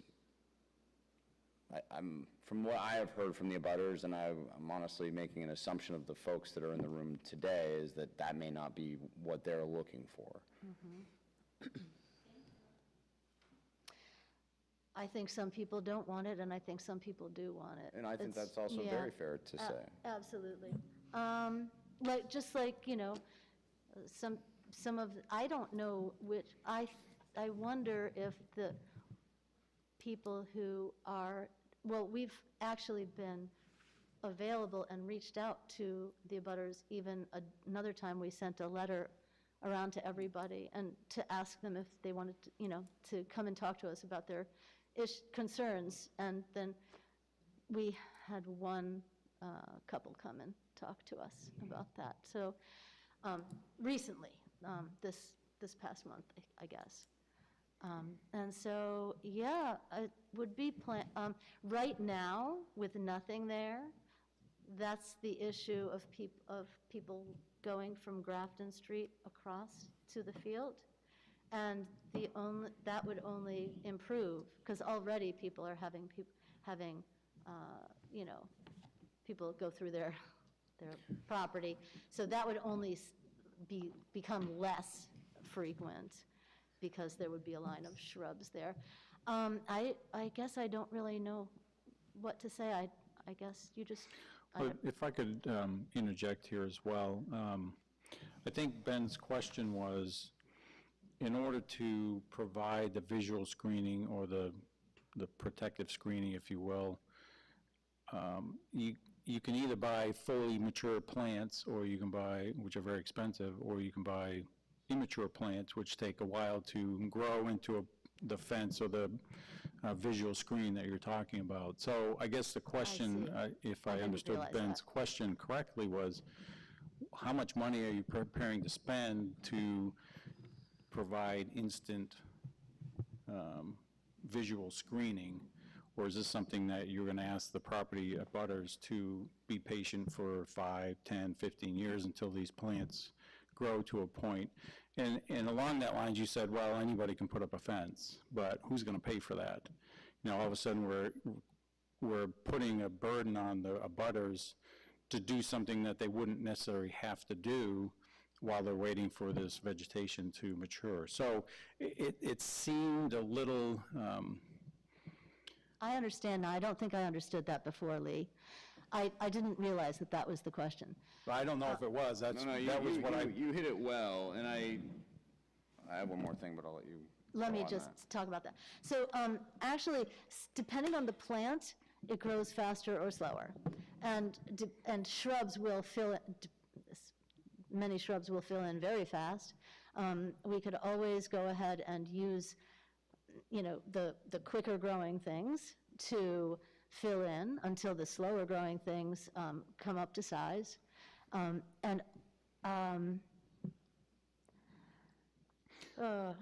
Well,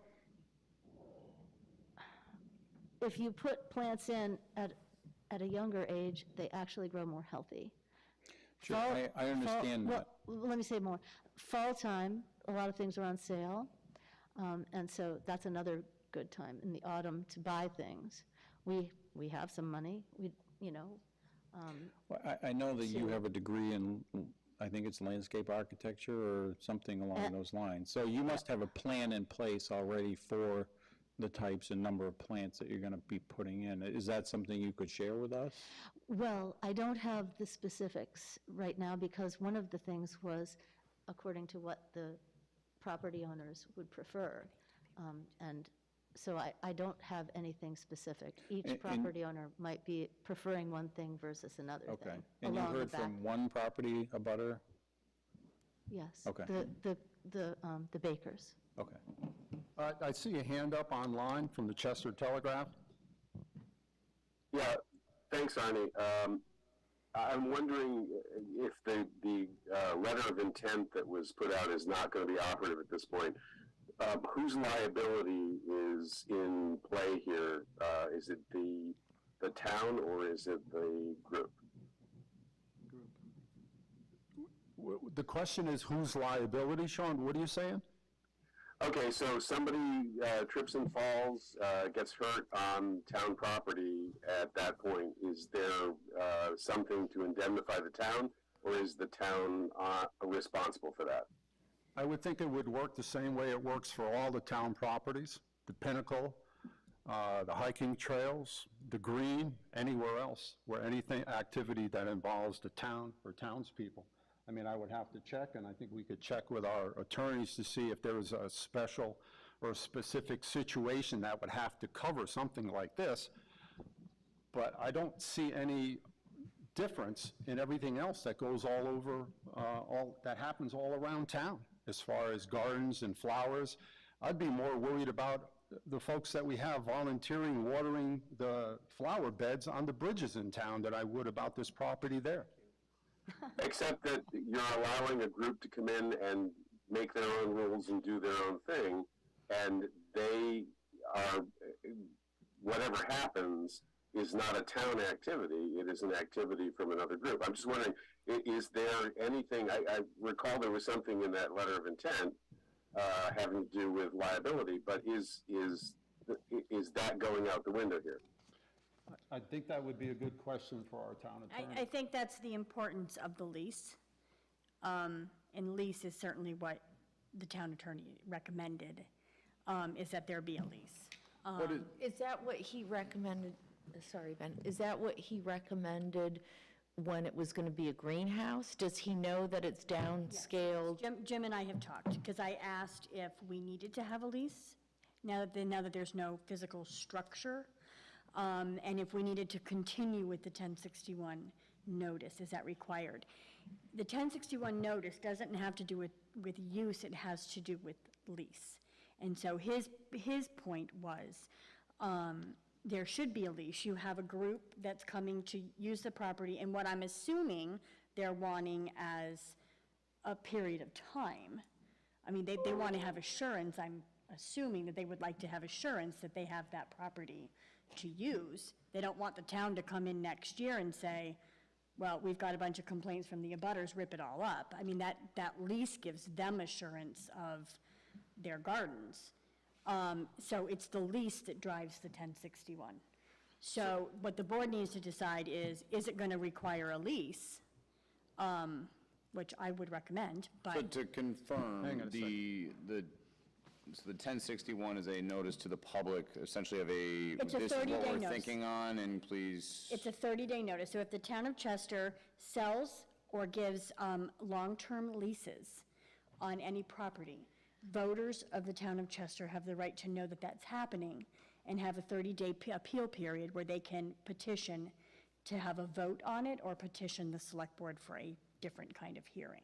And So what it's a period of notice. time are we looking at? What It's are we- 30 days. That No, 1060 I'm sorry, for the lease. You said long-term.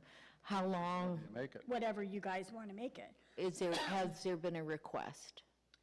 I don't think we've For gotten to time that period. point. I don't believe that we got to that discussion In before. my opinion, it's such a small request at this time with just some beds and maybe a few shrubs or anything, just to get some plantings in the ground. Of course, it could blossom from there and become a lot more, but why can't two things go on at the same time?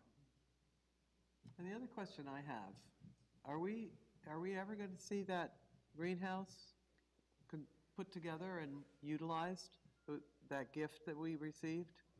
Is that ever going to happen? I hope that it happens at some point. It's not happening right now. It I suppose it depends on how this, I don't know what it depends on. I would like to say one other thing, that many of the community gardens that I have visited are on land owned by the town. And So I wanna- maybe we can talk to some of those towns and find out how they do it. So we talked about Ludlow's community garden at the July meeting, and that is actually at Fletcher Farm, correct? Yeah. And so that's within it's outside of the center of town in a more private place that's honestly a more artistic, natural place. That everybody has to drive to, yes. Understood, but at the same time, this is at a way public park that everyone in town can currently use in its current capacity to some extent as well. I'm hoping that that is also part of what is going on. That's what that's what we Again, hope. That's what we I hope. understand, like, I fully understand what your goals are. I just think there's two sides to it, and I think that there is not a happy medium between those two sides at this point. And, Sorry. no, go ahead. I was just going to ask, what other towns have gardens on town property? Because I could call those town managers. Oh, Manchester and Norwich. They're on town property? Yes. Okay. I think West Brattleboro, but I'm not certain if that's on town property or not. Okay. And there's another one that is, I think, I believe the property's owned by the Retreat in Brattleboro. Okay. So I could call those town managers and find out what they've done. And Just find out what they've done. How did they, You If you know, want me to, we don't have to. I think of this as for the people of the town, it's not only for the abutters and but it's like the skating rink for the town. It's like the ball fields for the town, but this is for gardeners, Except those particular structures that you just mentioned are town-owned and town-operated. So there's a little bit of a difference there. I'm happy to have the town be a part of, I think that our board can talk about it and have the town be a part of the community gardens. I mean, we'll discuss that if you guys want to discuss it. It's just a really wonderful thing to have community gardens and eventually a community greenhouse. Well, this and is for the town, and it's think like a park. From my perspective, Cheryl Joy, I understand. I have a visual and a concept of it, and I think we've all been supportive of it in one degree or the other for the last year and a half. What I'd like to do is get an idea of what our plan is, because are we planning, what does the attorney say, what do other towns say, so that we can make action, because we've heard a lot, and I think we should either, bring it to a vote of what we want to do and how best to do it. I'm sorry, Cheryl, Deb, did you want to speak? Come on up. You've been standing there patiently for a while, and I wasn't sure whether you wanted to speak or you were just keeping Yes. track of things. No, Just stand up, talk. stand up and talk, or you want me to? No, Oh, okay. That's what you wanted. You just wanted to stand there and oversee. I would encourage you all to wait until there's a survey done and more of a plan I understand that they have a plan going, but until there's a survey done and the lease whole thing is checked out, because I don't think it's the same as flower boxes on the bridges or any of that stuff. My mom, my name is also on the property that's owned on Canal Street. And so I'm speaking for that, I'm speaking as a property owner, not as So I would encourage you to please wait till that survey is done and the lease in 1061 can be checked out. And Julie's already been told by the town attorney that that's a good idea, so. Thanks, Deb. So Thank Deb, you. it sounds like you're for the project, you just want us to Well, do a little more due diligence. I wouldn't go totally that I'm for the project. Okay, I But, just was curious. well, I would like to see more and Yep. survey and everything. Well, and as far as public space goes, you know, that area could be used for a lot of different things, and I think a garden is a pretty benign use. So I'm supportive of it, but let's get an idea of the plan, because I think we've heard several times, spent a lot of time, and let's get a plan of how we're going to proceed. I'm sorry, go ahead, sir. Just give us your name. Yep.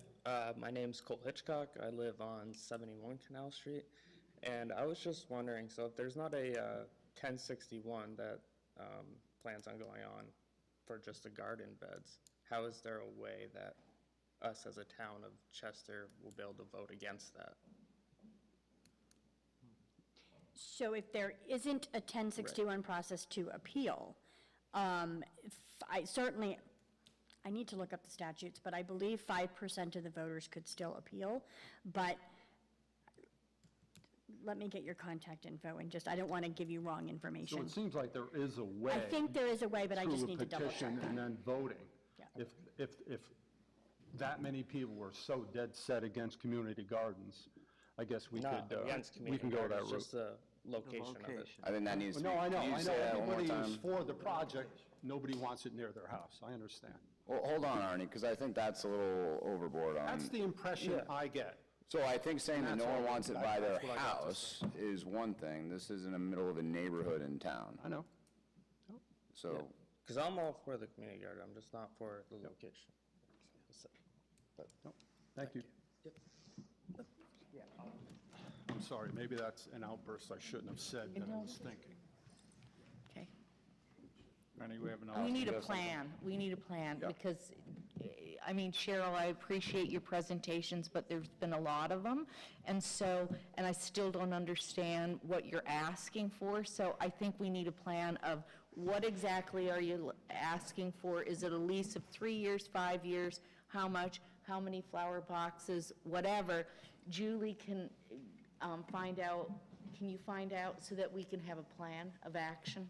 Heather, my answer to your question, what we are asking for is permission to put gardens in on that lot on Canal Street indefinitely. And if anything ever happens that it's not good anymore, all you have to do is stop growing and throw some grass seed down and cut down the trees. And then you'll have a blank field again. So I'm asking for permission to put in the gardens and to be used as long as the community will use them for. Wow, that's open-ended. Okay. All right, well, that's a start. Well, the specifics could be figured out by the town and that group as far as duration or any other specifics that you want to put in there and stuff to help control it or. And that's where the lease would come in. You know, we could have reapproval every 5 years or something. Yeah. I mean, Where people go ahead and start using gardens, and then they don't really stop gardening, you know? Or one person stops, and then, I mean, the trees are gonna live for 100 years. So I'll have a more in-depth conversation with Jim about the lease in the 1061, okay? And if you want, I can get an actual written legal opinion from him, so he can do a little more in-depth.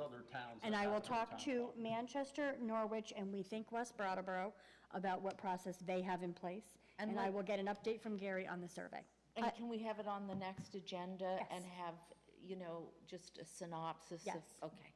I'd like to ask to be on the next agenda also, in 2 weeks. I also, right.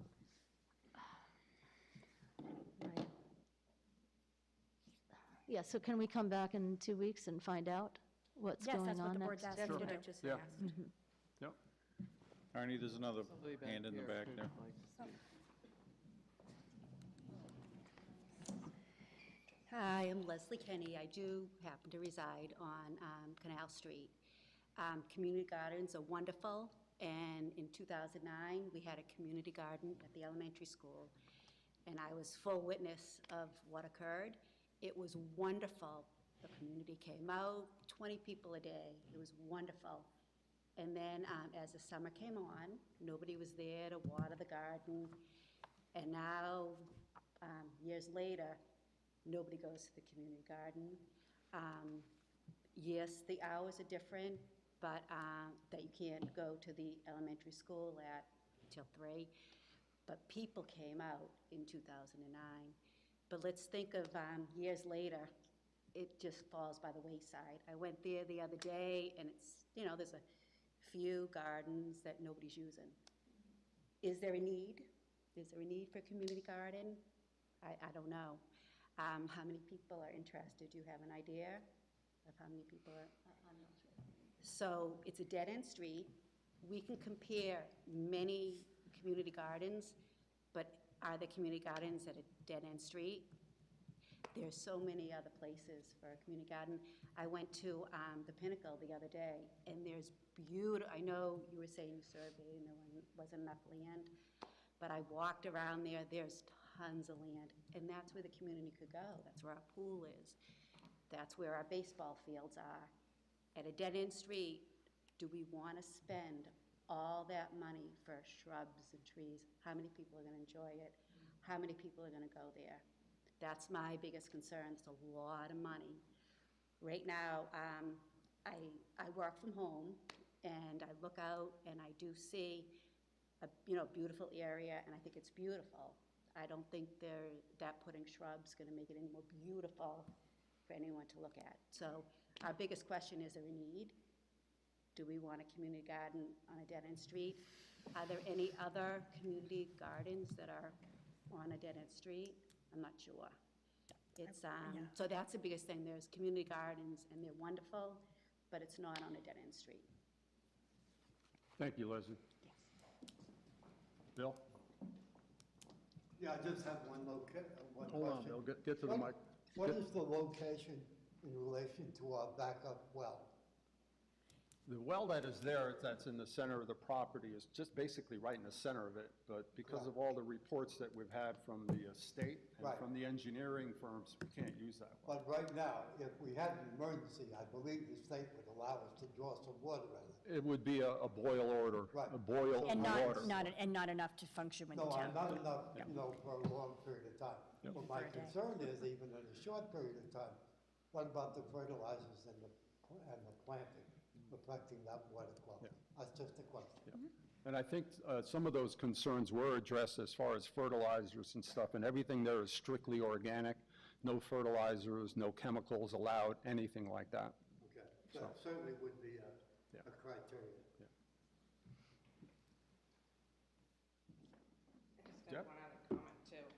So this is the other thing, that Friday, notices were mailed out to abutters that it was on the agenda for tonight. Monday was a holiday.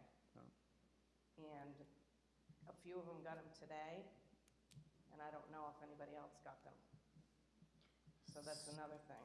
Well, we'll make sure we do a better Mail it job out of for the notification, and there will be no action taken but- today. I know, that's So- what I'm saying, as long as there's no action. Yep.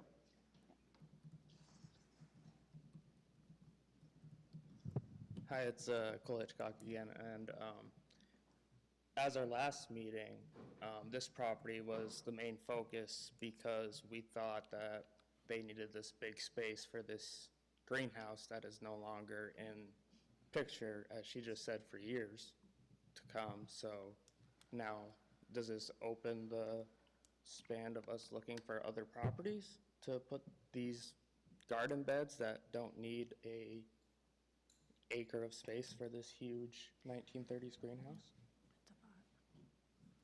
The greenhouse itself is still part of the project, but it's not in the near future. I mean, that still is the ultimate goal, which would entail a completely different conversation with legal aspects and notifications and 1061s and a lot more to it. than what we're talking about now. But that, and correct me if I'm wrong, Cheryl, that still is the goal in the future. Now, whether it ever does happen or not depends on a lot of issues and a lot of things, which is why that property was first discussed and talked about, that it could house both if it had to. Now, Yeah. whether it ever does or not, I don't know. Now, just remember that anything that is put in at this point with gardens or shrubs or trees or whatever could easily be reversed in about 2 hours with a machine. I'm just saying it's not. Sounds like a you lot know. of waste of money with a machine. I said it sounds like a lot of waste of money for a machine. Well, it's not Okay. town money. Okay. These are volunteers that people that have their heart and soul into it, that really feel it would be a huge asset to our town to have community gardens as a place to draw people together. I mean, they have their their desires and stuff, so. Yeah, no, my question Okay. was just that it's not going to be there for years, like I said, so. Arnie, can I just ask, and I'm sorry if this is rude, but I just want to know, are you part of the Greenhouse Committee? No, I used to attend quite a few of the meetings, and I was involved because of the town and the town properties and stuff, but I distanced myself from those meetings for that reason alone. But I do have an interest in them, in the fact that I would like to see it happen. Okay. I mean, that is my opinion. Yeah. That is my personal Okay, opinion. I'm glad you clarified that, because it sounded like when you were answering the questions, you were answering on behalf of the Greenhouse Committee. Well, So I was didn't want to answering assume from the anything. material that was handed to us in our letter of intent and everything that's been presented to the board already. Yeah. And that's where I'm getting my information from. Okay, well, thank you for Hey, that and- clarification. And we've spent a lot of time on this in the last few months, and so what I'd like to do is move on and to have Julie do her work, get the information, and come back and have an actual plan of what we're going to do. Sounds like a plan. All right. Is that the consensus of the board? Is Yes. that fine? Yep. I'm sad not to see Okay. greenhouse. Go ahead. I have a question. Would it be helpful to hear from other people in the town that are in favor of having this or not? Sure. I don't know. So we don't need to have it, so Yeah. I thought you came in previously and we had a very strong meeting with the supporters of your group that want this in place. So again, and to you, Arnie, and to you, is that I don't have a issue with the community garden.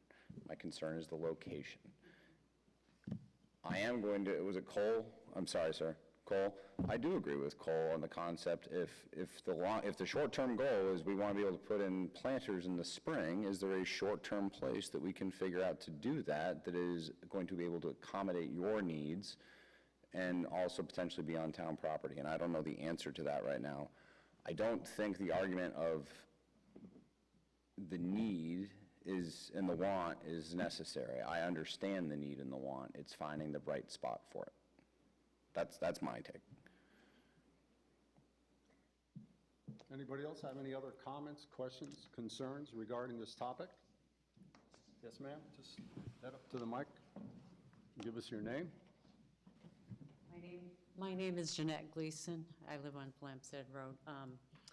My thought in hearing both sides is that nobody really has a definite concept of, like, if you put in a shrub that's bigger or could get bigger, that's very different than if you put in flowers or, something like that. So I think having a better idea, like perennials can explode.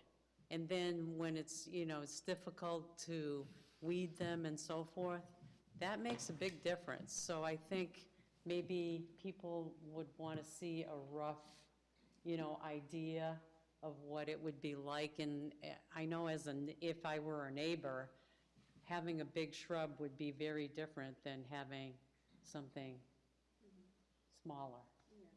We did that in previous Oh, okay. presentations. I'm sorry. I didn't realize No, that. that's okay. Okay. I'm happy to share that with you if you're interested in seeing it. I think the community greenhouse and garden group would welcome any suggestions and help from anybody that thinks they would like to offer that with them and help them get to help with their project and so. Anything else? I think we'll move on. We have our direction. We'll talk to some towns that have it and see how they do it. And thank you guys for showing up again and presenting and answering questions and helping us out with this process. Thank you. See you in 2 weeks. I didn't say anything. I did. Cheryl did. She said, see you in 2 weeks. Outside consumption.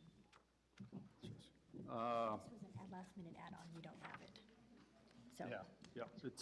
It was an amended agenda, and the next item is an outdoor consumption permit from Bushel and Peck of Vermont. And it's for outside consumption in the front of the building, I believe. Yep.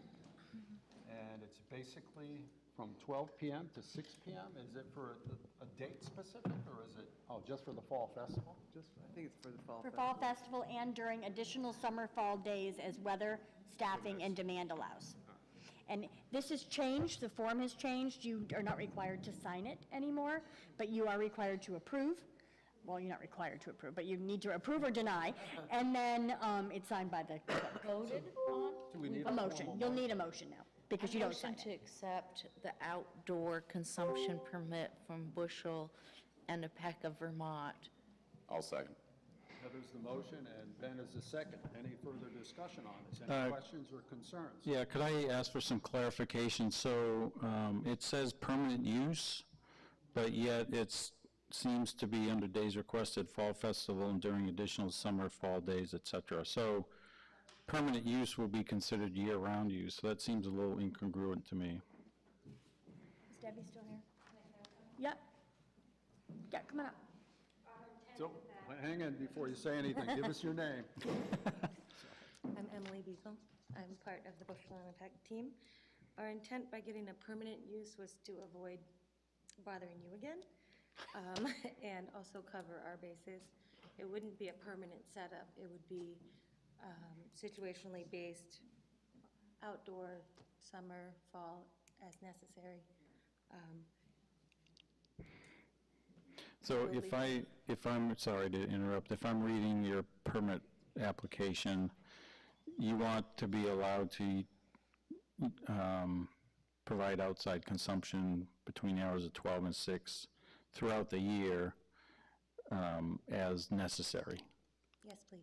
Okay. And it still comes back for renewal each year. Right, It's not right. permanent in the sense that it never comes back. Right, but I just was a little bit confused because days requested says fall festival and during additional summer fall days. So it does sound like that would be the appropriate one to check, not the occasional use. Okay, just thank you for that clarification. I had a quick question. How far is your property line from in front of the building? My understanding is up to the white line, as everybody else's boards. So our measurement is approximately 10 feet, so it would be a 10 by 20 space. All right, great. Great. All those in favor, any other further questions or discussion or any other comments? Welcome to Chester. I have a question, only because for whatever reason. Does that, it doesn't really fall on our shoulders necessarily, but if a property has outdoor consumption of beverages, does that incentivize people who bring a picnic to the picnic table on the green from their house and bring a bottle of wine? Because we have open container laws, don't we? I don't believe you can have open container on the green, no, Right. on but town what- property. What if you brought, but see, that's the, This is on her property. okay, it's on her property. This is on her property. Yes. Yeah, it has to be roped off. The area that she is Okay. designating Thank is you. on her property and is approved by the liquor control people for the state. And it Okay. has to be a designated area, so, Okay, yeah. excellent. Yeah. Yep, Great. And thanks for our town clerk here. Yeah. Who can tell us those things. Thank you. I mean, I'm not opposed to it, but I just wanted to, we do have the picnic tables, we invite people to bring, It's a small picnics and- town, we'll be there. Yeah. Any other questions or comments? Any other discussion on this issue? All those in favor of approving the permit as requested, please say aye. Aye. Anybody opposed? You're all set, it's granted. Right. They've done their part. It's moving on in a positive way. Debbie, you're going to have to come to every select board meeting.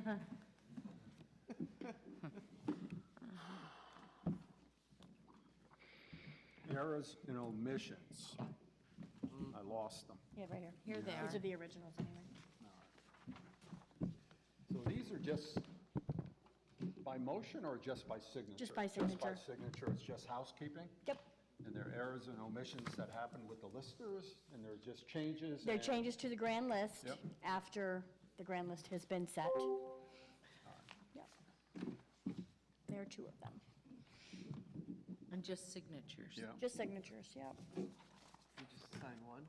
No, No, there's there's two. two. I know, but we only, yeah. Here We it don't comes. need to sign the one we got in our packet. No, You sign yours, that's and you just a sign memo. yours. I'm bringing it along. It was just Kathy's explanation. of what- Good-o. Okay. It's okay. It happens. You're passionate about it. It's okay.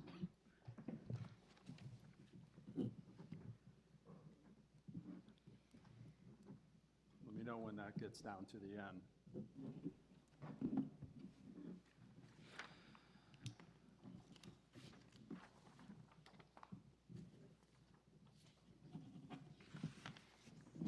Found it. It's almost there, Arnie. Almost. Almost. We're all good, Arnie. Good? Yep. New business, future agenda items. So I guess we'll have the greenhouse coming back up again in a couple of weeks with some of the questions that we've asked, to have those answered. Yep, Naomi will be here to talk about the second well site and the force main issue on Depot. You will have a zoning bylaw hearing for the next round of amendments to that, and Jim Baker will be here to present or to discuss the assessment. That's the next meeting. That's it? That's it for me. That's what I have. You know, one thing that I forgot to mention, and I should have done this on old business, was that the Mount Scottney Regional Commission has their regional plan, which expires November 18th, 2022.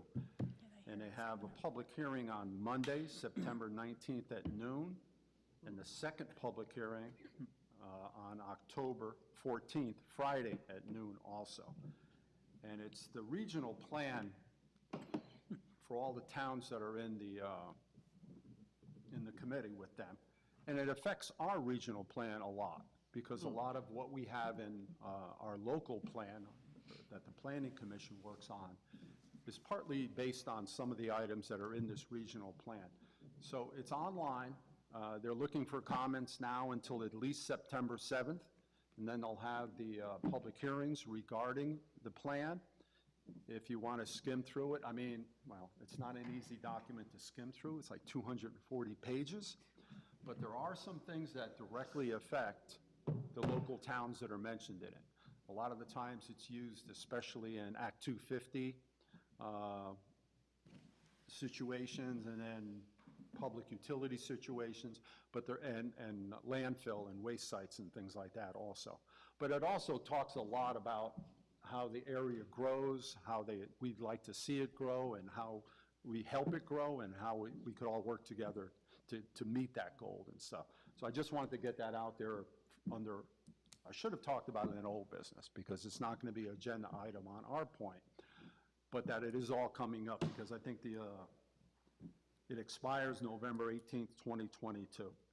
And there's a transportation part in it and a few other things that, some of it is, well, relatively interesting. It's a little hard to get through, but it has a big impact in the long run, that when things happen in the future and we look back and say, well, they based it on this, well, it's a document that's going to guide a lot of the decisions that happen in communities around here. So it's something just to think about. If you get a chance to read it or look it over and you have any concerns or comments, you could address them to the Mount Escutney Regional Commission, or you could attend one of those hearings, which aren't that conducive considering they're at noon on both days. But if you could take time off from your day, and Well, and I'm now a member of that commission. you are. I am. Lucky So me. just talk to Julie. So if you have questions, you can certainly let me know. I was Maybe not a we part of. announce it again next Yeah, I meeting, can. too. I was not a part of the development. I've come in at the end, Tom was, but Tom is now not part of Chester, so I've taken over that role. So if you have questions, I can certainly answer, or get the answers. Any other future agenda items? There's a item that I would like to have considered, and I'm looking for the consensus of the board. And there's a group in town that have started a petition that is basically a declaration of inclusion. And I think some of the board members have been approached by other members, by citizens in our town regarding this declaration. And there's two ways that it could go about. It could be presented to the board and we could vote on it as a board, or it could be presented to the public and have them vote on it at an election that's duly noted and scheduled in November or in town meeting. And I was curious about the consensus or the opinion of the board if they were interested in taking up this declaration of inclusion. I personally think it's an important statement to make regarding some of the things that have been happening in our community and in the country in general. A lot of it, when I read it and just look at the rough drafts when I was approached about it, seemed pretty, I mean, there are things that should just be accepted, should be a no-brainer almost, that's the way we act about things and stuff. But I'm curious about the board, how they would like to look at this issue or not, or however. So I'd like to ask you to clarify your role in this declaration, because I've heard secondhand about your involvement in getting this started. I have no involvement. You have no involvement at all? Not in writing it, not doing anything with it. I was Okay. approached by some of the members, and they asked me about how I felt about it, and they gave me a draft copy of it, and I think they've done that with a few other board members Yes, also. I was But other approached than as that, well. I have, To all Yeah. board members. I have nothing else. Okay, that's contrary to what I heard, so thank you for clarifying that for me. I think it would, I mean, you know, transparency's good. This is a group of people, whether we vote to accept it or not. I think we should, you know, read it and discuss it in public. So I'd put it on the agenda, is my opinion.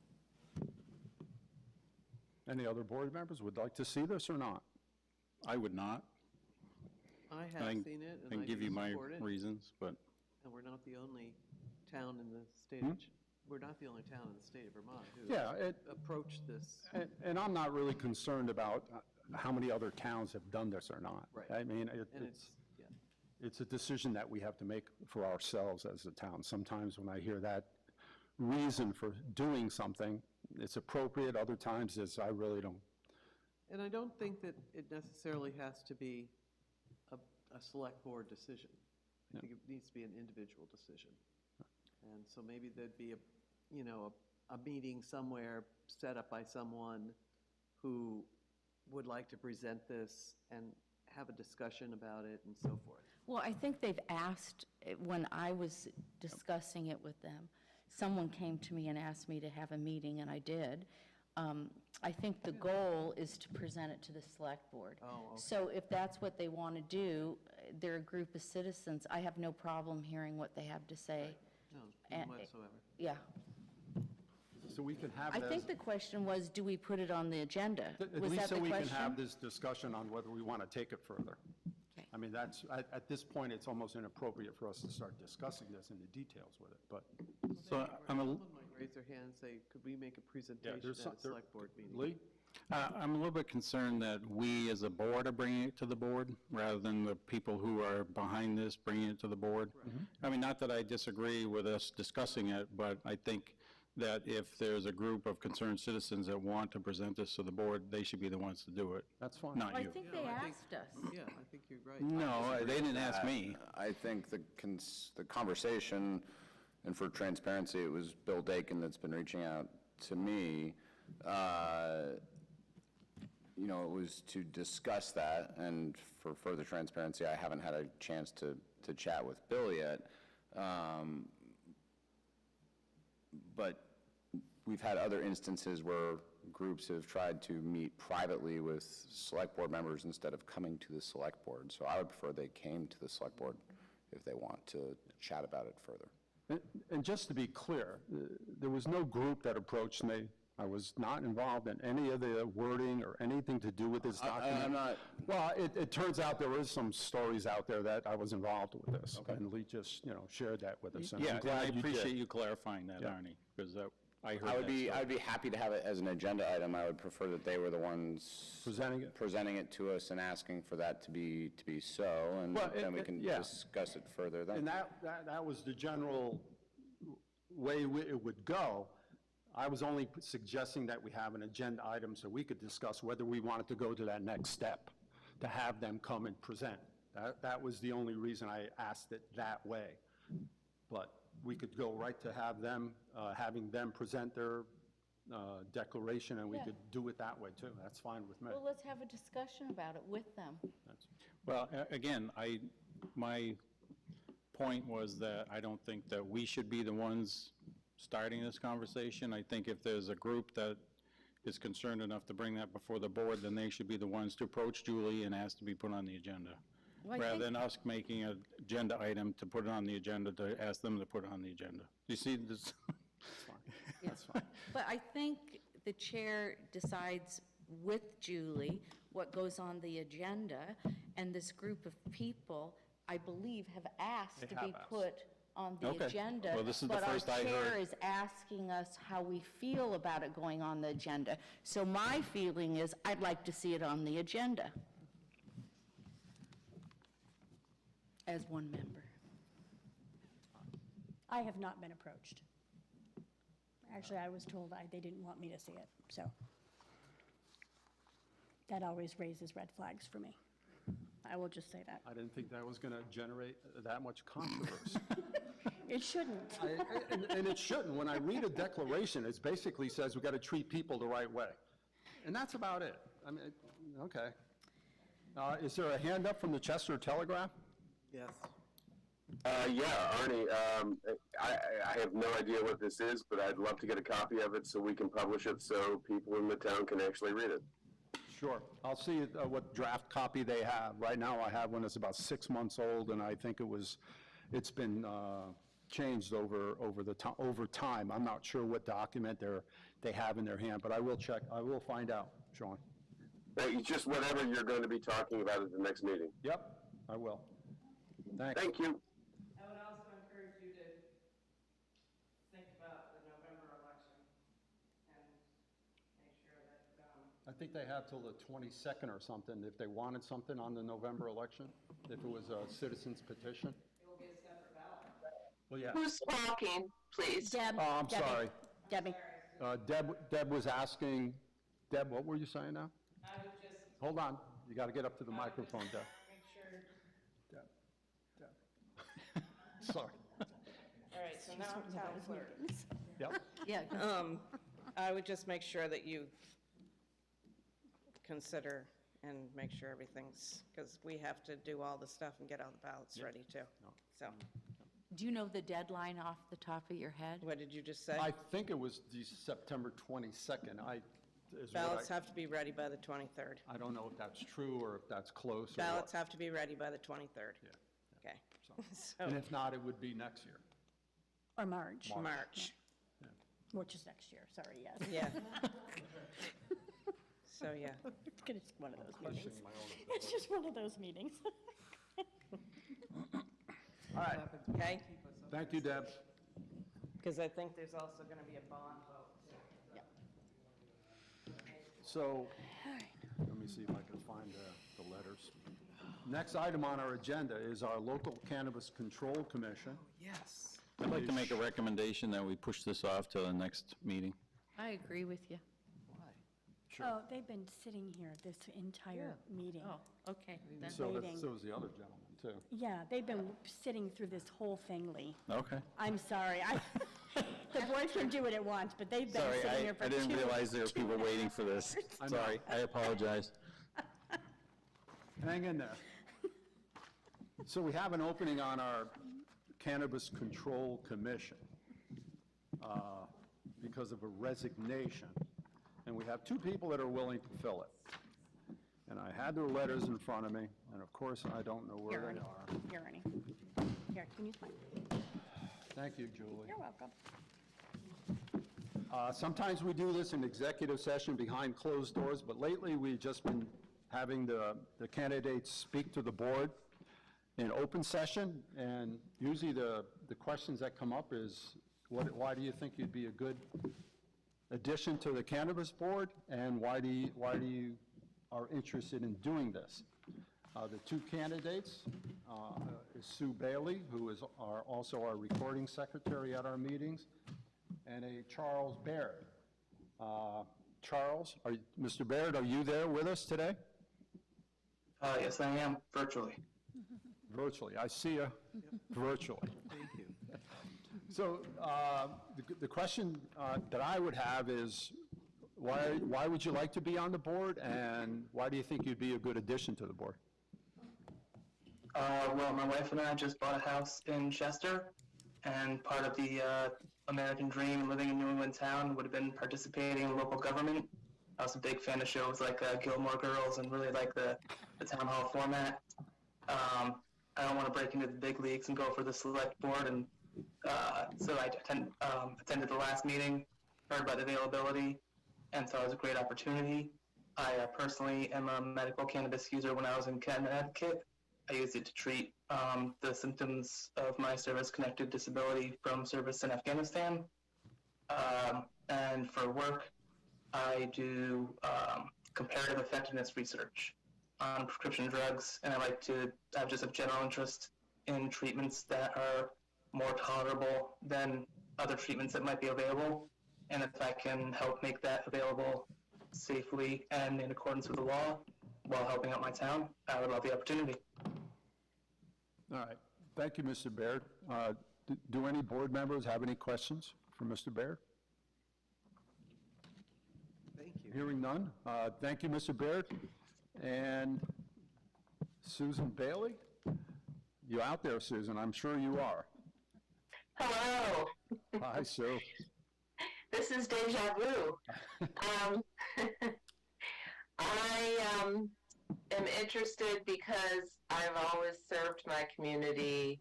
I've always been active in politics until I moved to the city 12 years ago. And when I lived in the city, it's different. You know, there weren't any positions in DC I could run for. So, but when I lived in a small community, I was on the zoning board and on the library board, on the school board for almost 8 years. So I just enjoy participating in my community. In Chester, I've been lucky in the sense that I've been able to be recording secretary, which, you know, I'm grateful for. It works out because I get to, you know, attend the meetings and participate. But I do find myself having experienced local government. You know, there's oftentimes that I'd love to interject and say something, you know, but I can't. But anyway, that's when this position came open again, you know, I threw my hat in, and, you know, if I don't get it, that's fine. I've been doing the minutes, and I'd be happy to continue doing them. I have to say Charles has a impressive CV, so, you know, good luck in your decision. Do you guys have any questions for me? Thanks for Any stepping up. questions? Thank you. I have none. Doesn't seem like it, Sue. Thank you. You're welcome.